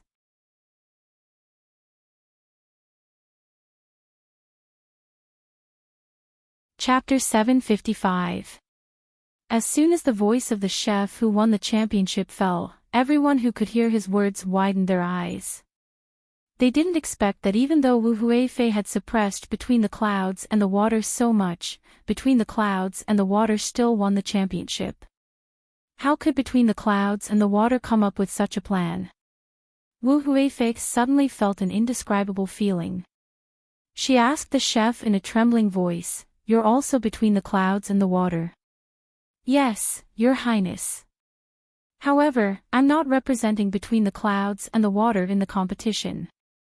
I'm representing Thousand Cuisine Restaurant. Therefore, the champion this time isn't Between the Clouds and the Water, but Thousand Cuisine Restaurant. This place will soon become a branch of Between the Clouds and the Water. As long as the chef is trained, he can open a branch Between the Clouds and the Water. Otherwise, it will weaken the reputation of Between the Clouds and the Water." The chef who won the championship said respectfully to Wu Huifei.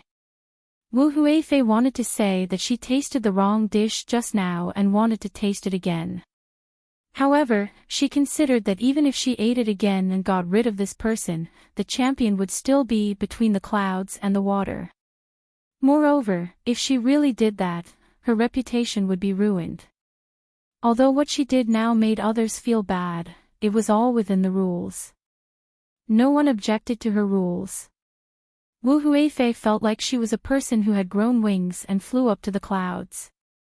However, when she was happy, she suddenly fell down from the clouds. What a terrible fall.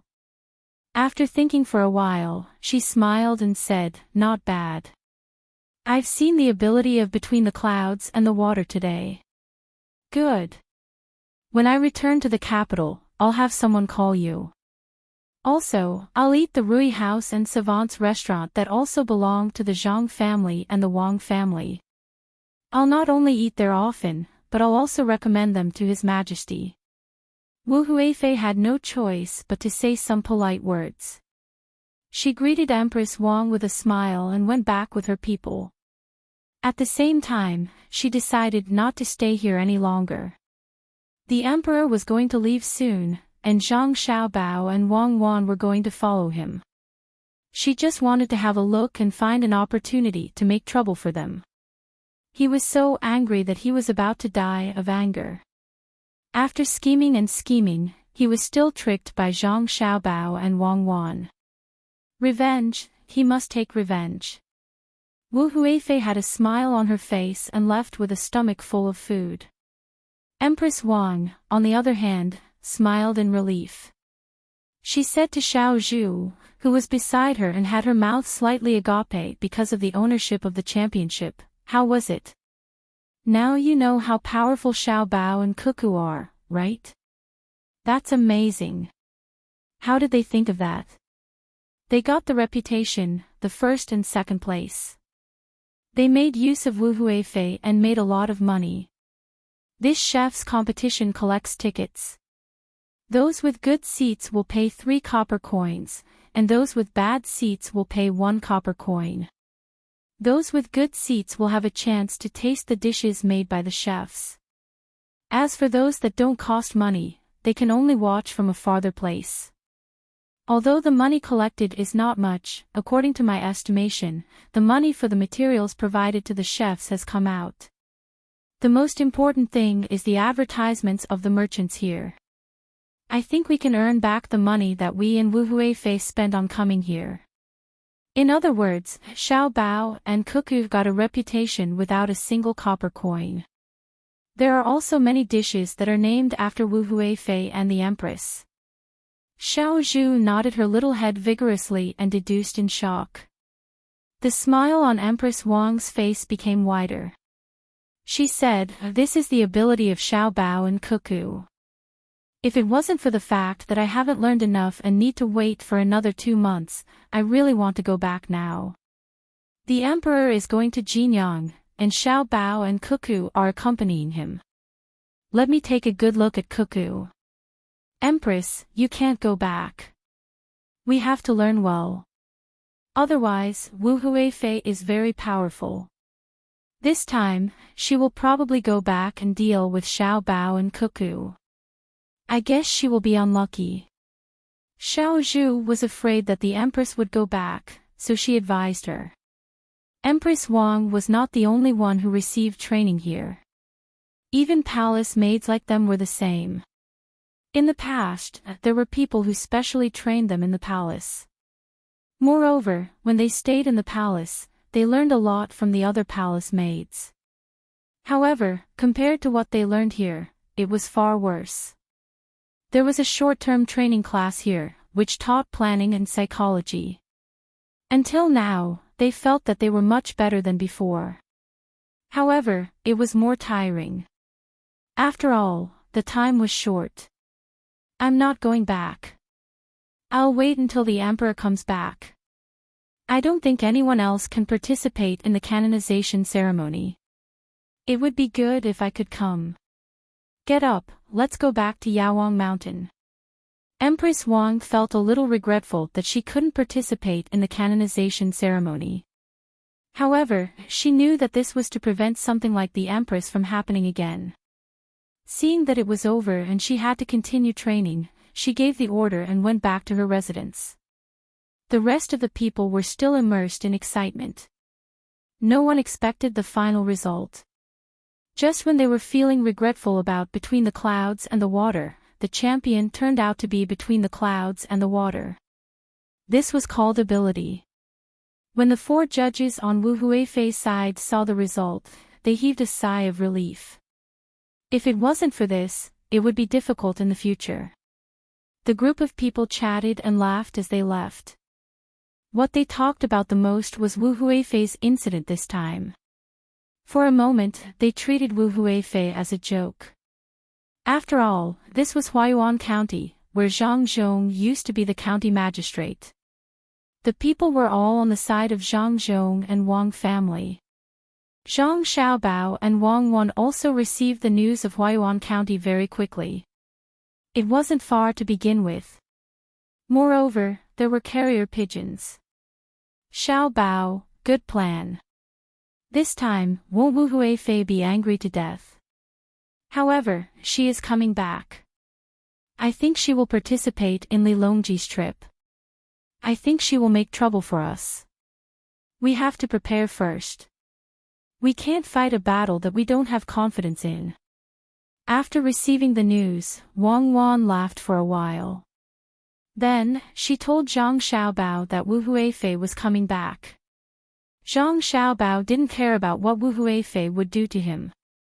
He didn't have any weakness in other people's hands. At most, they would pick on him. If that was really the case, Li Longji would be annoyed. Therefore, he didn't have to worry. The only thing he was worried about was that Wu Huifei wouldn't make trouble for them. Instead, she would get close to them. I'm most afraid that Wu Huifei will want to help us. For example, if we spend a lot of money, she will help us earn it back. She also has some private money. If she invests it in the bridge or the market, she will blindly give orders and increase the bridge toll by 10 times. She will collect management fees from the market and send people to monitor the tax collection. That will be troublesome. That's right, it's really possible. That market is originally an agricultural market, so it doesn't collect taxes. It provides a channel for ordinary people to sell their products so that the products won't rot. If it were to collect high taxes like normal businesses, then the products sold would probably be the same as the taxes. Then, who will sell their products? We have to think about it. It's best if we don't let Wu Huifei know how we are going to make money. We have to find something for her to do. Let's think about what we can do to distract Wu Huifei from our business. Wang Wan also thought about this. If it was another concubine, perhaps after losing in Huayuan County, they would immediately come back to take revenge. However, Wu Huifei definitely couldn't be taken lightly. She was a really powerful person.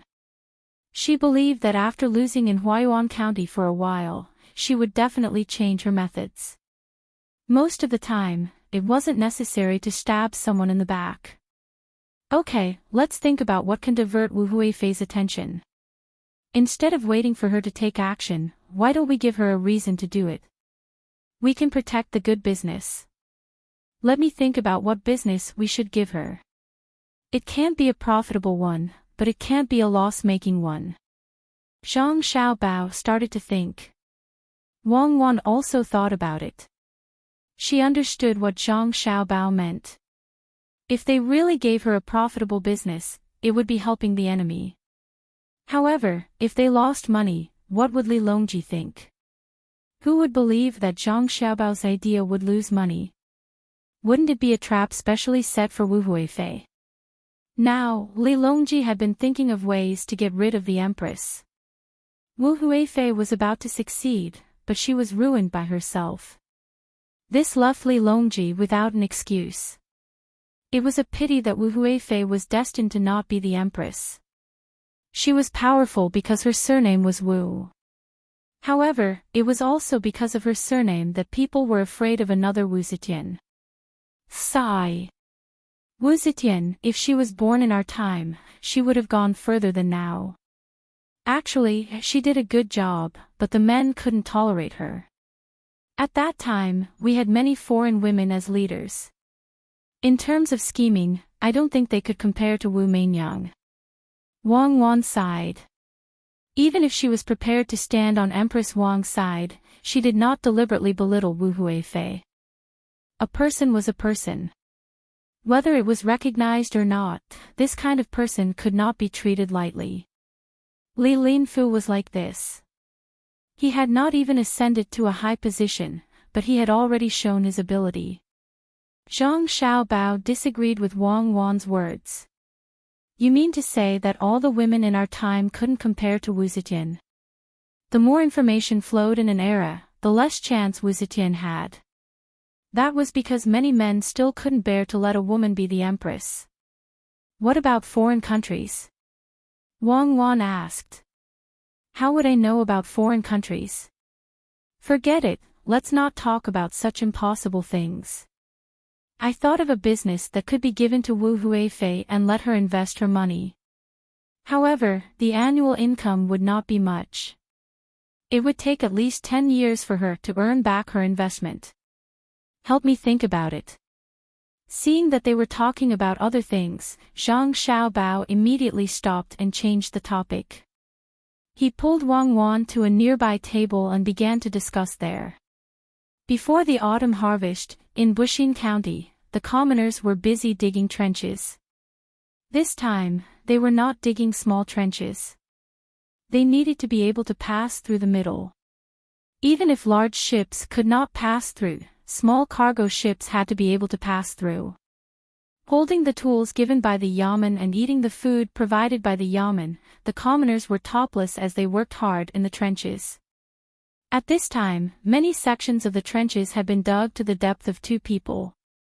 However, it was still not enough. They continued to dig.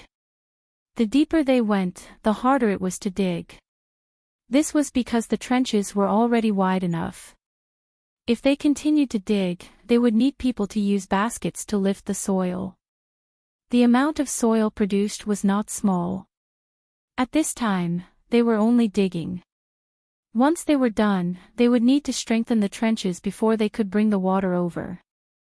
They would also need to leave an outlet that could lead the water to the side.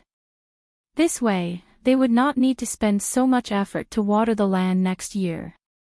At the same time, they could also continue to plant rice. It was estimated that they would be able to plant rice early next year.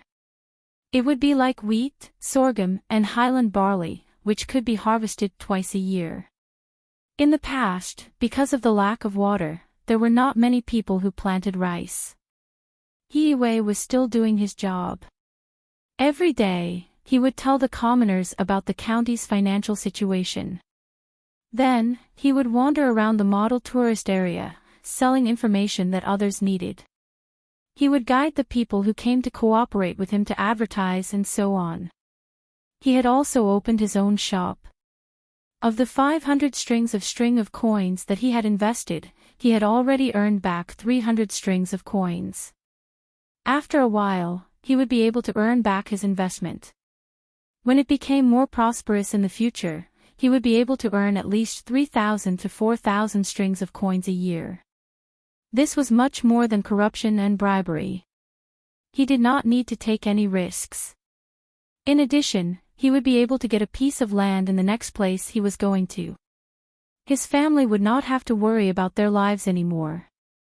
The place where the tortoises were raised was still raising them. The tortoises that were poisoned had been frozen and sent to Fengzhou. It was estimated that before winter this year, there would be a lot of livestock shipped back. Even if he was no longer the county magistrate in the future, the commoners would still remember him. Looking at the development of the county, Hiiwei felt so comfortable for the first time. He rode on the horse and began to walk along the excavation area. From time to time, he stopped to ask the commoners who were working and resting if they had any ideas. If someone was willing to run a boat, he could help to get a loan to build a boat. The commoners had been used to the situation where the county magistrate did not stay in the yamen and ran around everywhere. Usually, they met Hiiwei so often that they did not feel that the county magistrate had any official prestige. When they talked to him, they were not restrained and said whatever they wanted to say. At this time, Hiiwei was asking 2 brothers. The 2 were biological brothers. They were 1 year apart in age and had married and had children. Their surnames were Gao. In Baoxin County, there were not many people with such surnames. There were more people with surnames Luo and Fu. The elder brother looked older. He was in his early 30s this year. Maybe because he always took care of his younger brother, he looked like a man in his 40s. The younger brother was much younger and liked to talk to others very much. The elder brother was called Gao Fei and the younger one was called Gao Tang. When he heard the names, he knew that he wanted his 2 sons to be outstanding one day. At this time, the 2 had just come up from the bottom of the pit. They sat by the side and drank mung bean water. They were resting and talking at the same time. When Hiiwei came over, the 2 of them just nodded and didn't get up. Hiiwei was wearing a patched official's uniform. It was not that the patching was worn out. It was because he was always wandering around, so he added a layer of cloth where it was easy to be worn out. In this way, he was not afraid of wearing out the clothes. He sat beside the 2 brothers and looked at the people digging below. He asked the elder brother, Gao Fei, "Do we have enough people at home? If we have more people, why don't we buy a boat?" In the future, you two brothers can make a living on the river. During the busy farming season, you can stop and make more money. Sir, my younger brother and I have the same idea. But we don't know how much a boat will cost. If it is expensive, we can't afford it. Can we get this from the employment fund? The elder brother handed a bowl of mung bean water to Hiiwei and said the same idea as Hiiwei. Hiiwei thought for a while and nodded. The employment fund naturally includes this part. I have written a letter to the capital to ask Xiaobao and Cuckoo. I expect to get a reply in a few days. I heard from Ernie that if the people who buy the boat need goods, the county will find a way to supply them in the future, but they must pay a part of the money. I think it's not bad. Although you will earn more if you pay a part of the money, in fact, I think this employment fund should be given to the people in the family who don't have enough manpower to make money. In the end, Xiaobao and Cuckoo didn't agree. They said that they don't have enough manpower, and they have to farm and do other things. So in the end, this employment fund will be used on the people in the family who don't have enough manpower. After the tax is collected, a part of it will be used to subsidize the people in the county who don't have enough money. The imperial court doesn't have this rule. It is set by the county. This time, Xiaobao and Cuckoo will talk to the emperor about this matter. It's called welfare. I don't know if it will pass. If it passes, I have to tell the people who paid the tax. Otherwise, many people will feel that they should give their tax money to others for free. Yes, why should they give it to others? Shouldn't the county's income be spent on everyone in the county? Gao Fei's younger brother, Gao Tang, followed Hiiwei's words. He didn't understand. As the elder brother, he knew more. He thought for a while and said, "What do you know? The county's income is used on the people in the county. But Lord He, Registrar Zhang and Deputy Wang are willing to disclose the income and expenditure. Even if they don't disclose it, what can you do? How many places do you see doing this? It's okay to give it to others. Who can guarantee that nothing will happen to them in their life? There is no disease or disaster. Today, we pay the tax to help others. Maybe one day we will need other people's help. Besides, why didn't we give it to you? Soon, the county will treat the people in the county for free. This part of the money can be given to people who are sick, but not to people who are not sick. Just because you are not sick, shouldn't we let the government spend this money? When you are sick and the money can't be treated, won't you regret it?" Seeing that Gao Fei was so understanding, Hiiwei was happy and said, "That's right. No one dares to say that he doesn't need other people's help in his life. The money in the government office can't be equally spent on everyone. Whoever needs it should be used first. People in a county should be united. Those who can pay more taxes are capable people." Gao Ting was speechless because he was sick a few days ago. He was treated in the clinic next to the government. The doctor didn't ask for money and the medicine was very cheap.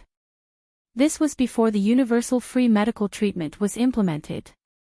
Once it was implemented, there was no need to spend money anymore.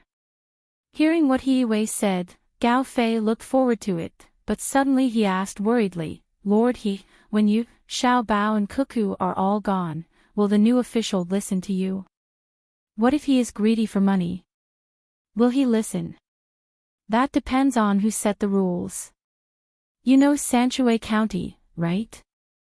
Do you think the officials there will listen?" "Unfortunately, it's not possible here. We can't let the people choose, but the people can supervise and ask the officials to disclose the financial affairs. If the officials don't listen, someone will punish them.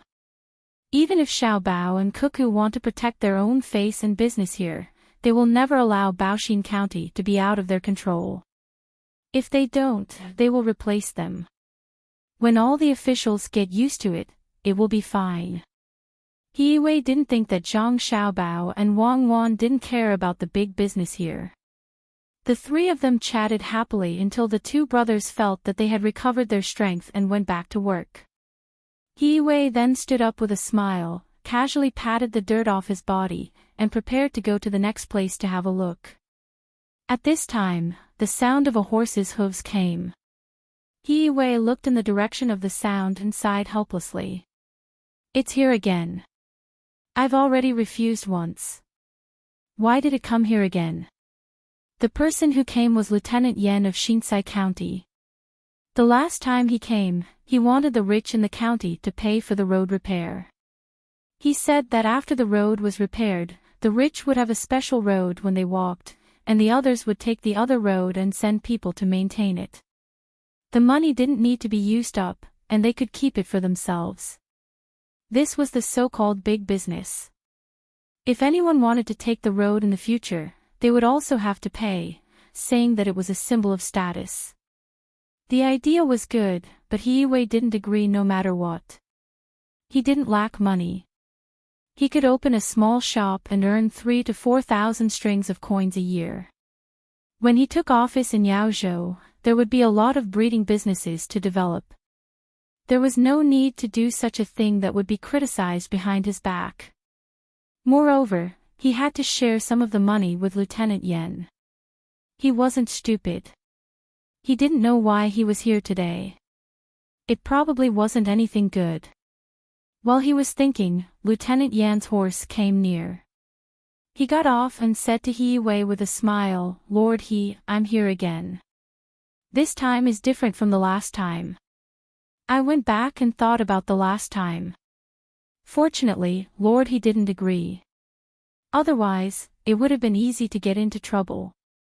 The last time was like this. If someone didn't pay and still wanted to walk on the road, too many people were needed to watch over them. Even if another person saw them, they couldn't catch them. They could only chase them. It was useless. Therefore, I don't think it's possible." Hiwei thought to himself, "Aren't you talking nonsense? Who doesn't know that? You're making it sound like you're very powerful." Hiwei didn't give Lieutenant Yen a good look and said to him, "I wonder why Lieutenant Yen is free today. Do you have 5 things to do in the county?" "Nothing at all. With Lord Li and Lord Chui, I have nothing to do. Look, I thought of another way to make a lot of money last night. It's better than the last one." "Oh, it's feasible, not like the last one." Lieutenant Yen didn't seem to notice Hiwei's attitude and continued to talk about the purpose of his visit with a smile. Hiwei was really annoyed. He frowned and asked, "Since Lieutenant Yen has so many good ideas, why don't you do them in Exankai County? Why do you have to come to my Baoshin County?" "Ah, Lord He, you've asked what's on my mind. I really want to do it in Exankai County, but Registrar Li and County Magistrate Chui don't listen to me. Also, they're both 3rd or 4th rank officials. I can't afford to offend them." "Oh, it's not that I can offend Lord He. They're just officials in the capital. How would they know about local matters?" Lieutenant Yan's smile immediately disappeared and he complained to Hiwei with a face full of grievance. Hiwei didn't answer this time. He looked into the distance and stood there without moving. He didn't think Lieutenant Yen could come up with any good ideas. If he did, Xiao Bao and Cuckoo would have come up with them a long time ago. Seeing that Hiwei didn't say anything, Lieutenant Yen didn't care. He moved closer to Hiwei and also looked into the distance. After a while, he finally spoke. "Lord He, I really do have a good idea this time. It's the matter of the river. After the river is repaired, we'll collect a sum of money from anyone who walks on it every time they come. It can't be too much. If it's too much, they won't come anymore. Think about it, this river needs to be cleaned up every year, right? For example, strengthening the embankment, or cleaning up the silt, these all need people. It's perfectly justifiable to collect a portion of the money, but how much money can actually be used on the river? According to my estimates, there must be a lot of boats coming and going. This money can't be collected in the name of the yamen. We can set up a chamber of commerce. The county will hand over the work of cleaning and maintaining the river to the Chamber of Commerce. The Chamber of Commerce will collect tolls from people. It can be calculated based on the amount of goods or the number of times. Either way, when the time comes, we can do whatever we see fit. Lord He, this idea isn't bad, right? If you want to make a name for yourself, take out more of the money you earn. Who knows how much money you collect and how much you take out? He Wei really didn't know what to say. This Lieutenant Yan's brain was really good, but why did he have to use it on this? Who didn't know that there would be a lot of boats coming and going in the future? But the money needed to maintain the river, as long as there was business, they would have to pay taxes. A portion of this tax would have to be taken out. In addition, the county's commoners still had 20 days of work every year, which was just enough. Why take more money? It was crazy poor. Suddenly thinking of the Chamber of Commerce that Lieutenant Yan mentioned, He Wei finally understood what was going on. He asked, how will the Chamber of Commerce be formed? Lord He, have you thought it through? The Chamber of Commerce is simple. We can't really use other people's Chamber of Commerce. You and I will each provide a few people. This is a real business without any capital. We don't need to invest money first. As long as Lord He agrees, we'll split the profits 50-50. Not only that, the Chamber of Commerce can also find craftsmen to help unload the goods and repair the boats. Lord He just needs to give an order, and everything at the docks will be handed over to the Chamber of Commerce. No one is allowed to interfere. In the future, we'll have the final say here. Lieutenant Yan thought that He Wei was tempted, so he quickly continued. He Wei looked at Lieutenant Yan as if he was looking at an idiot. After Lieutenant Yan didn't know what to do, he said, I can do it myself. Why do I have to bring you along? Ah. Lord He, it's not like that. Look, after you take all the benefits, there will naturally be people who aren't satisfied. If the people in Kai County aren't satisfied, you can just seal the mouth and take a portion of the money first. Do you think the boats that come and go can still pay here? I'll help you solve the problem over there. I can also deal with the local hooligans and country gentry. I have a way to make them not interfere. When the time comes, you just need to give them some benefits. I'll be in charge of everything you discuss with them. Lieutenant Yan didn't expect He Wei to say something like that, so he quickly continued. Hearing Lieutenant Yan's words, He Wei really admired him. He was a capable person, but unfortunately, he made the wrong decision. If he really agreed, he would offend the people in the county, and the reputation he worked so hard to build would be gone. As for the money, he would have to give out a portion of it. Lieutenant Yan could use the money to make friends with the country gentry or officials. When the time came, he would continue to be promoted. He was smart and wouldn't be worse than his previous self. It was really hard for him. Thinking about this, He Wei said to Lieutenant Yan, how about this? You can try the Ru River in Kai County first. There are always boats coming and going there, and there will be more coming here in the future. I'll cooperate with you. When the time comes, you don't need to give me half of the money, just 20% will do. I'll be in charge of persuading the people who are against it. After all, there are 4 workshops there. I think the people in Kai County will give this little face. I don't know when the water will be connected here, so I'm anxious. It's not like that. Didn't I say before that Registrar Li and Master Chui might not agree? I'm just a lieutenant, and I can't do anything. Lieutenant Yan didn't expect that after going around in circles, he would be involved. How could that be? Lieutenant Yan, you worry too much. How about this?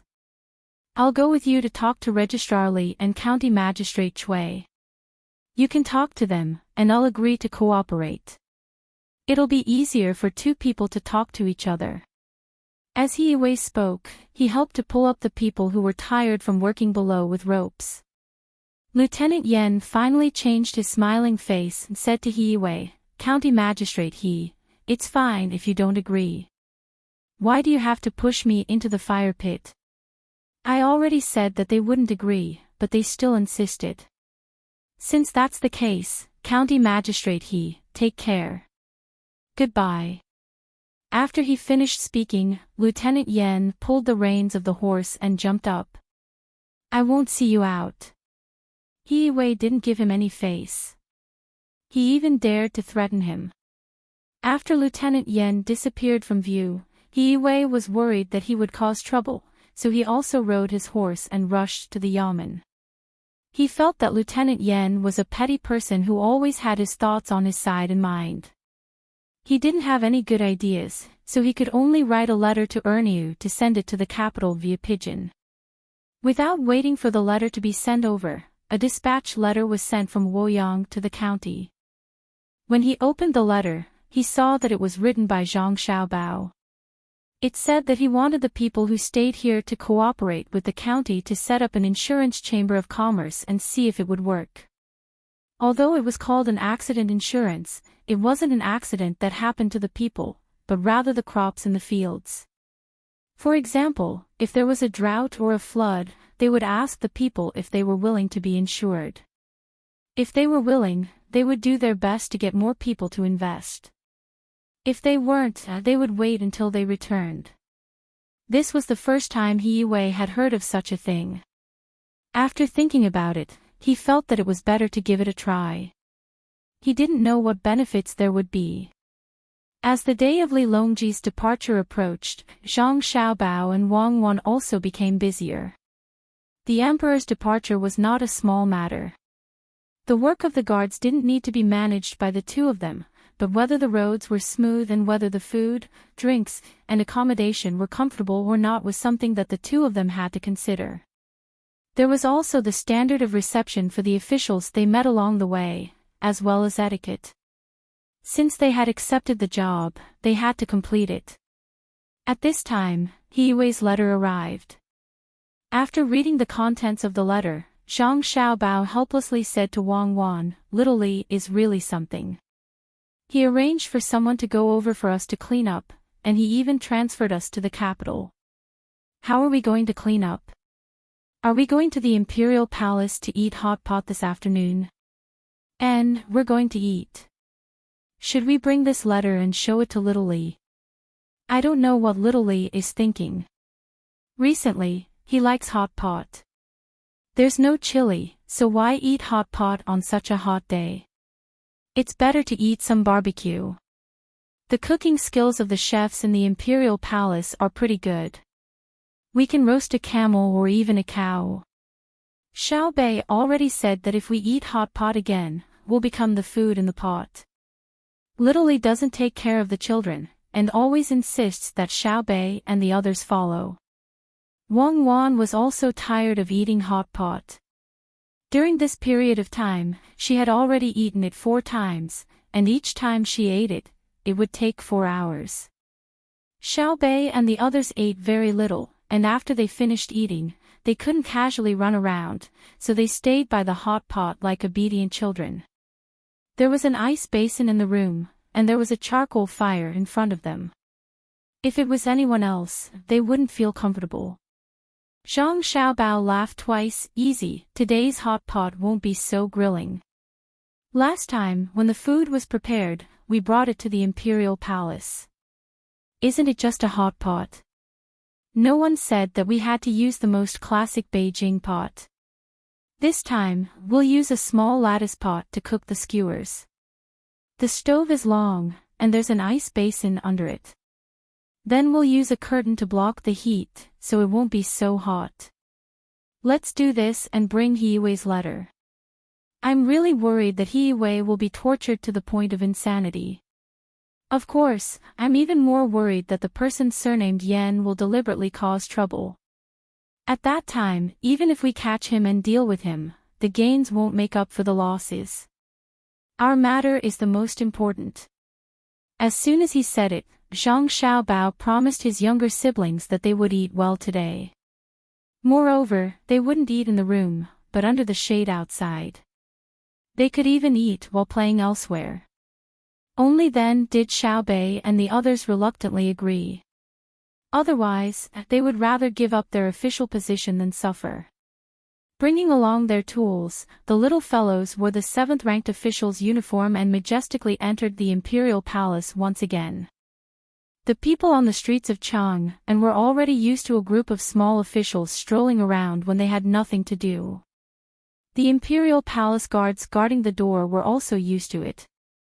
They didn't check and directly let them in. The little fellows didn't have any weapons on them.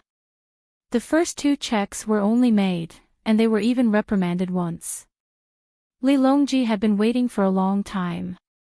Wu Huifei had returned the day before yesterday, which made him very happy. Originally, Wu Huifei wanted to join them today, but considering that this was a meal with the officials, it wouldn't be good to have another concubine. Thus, she was rejected. In any case, they would have a lot of time to eat together after this trip. A long row of food was brought over, causing Li Longji to be stunned. After hearing Zhang Xiaobao's introduction, he felt that it was new and fresh. He ordered people to set up a shed outside so that everyone could eat together. It wasn't that the outside was good, but that Zhang Xiaobao was worried that too much carbon monoxide would come out from the charcoal under the long row of stoves, which would cause poisoning. There was no need to worry about eating outside, even if there was no wind. After setting up the shed, the other food to be boiled were also prepared. Whoever wanted to eat could put the food into a small compartment and eat it when it was ready. Xiaobei and the others didn't care about this kind of thing. They ran around the large courtyard, waiting for their brothers and sisters to help them cook.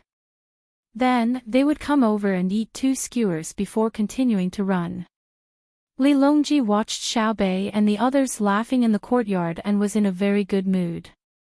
After eating a few skewers, he was about to ask Gao Lisher to cook 2 more when Zhang Xiaobao took out the letter written by He Wei. Your Majesty, this subject has a letter from Baoxin County. The county magistrate Yan that you sent to Axayan Kai County hasn't been very obedient recently. After saying this, Zhang Xiaobao handed the letter to Li Longji and began to cook the skewers for his younger siblings.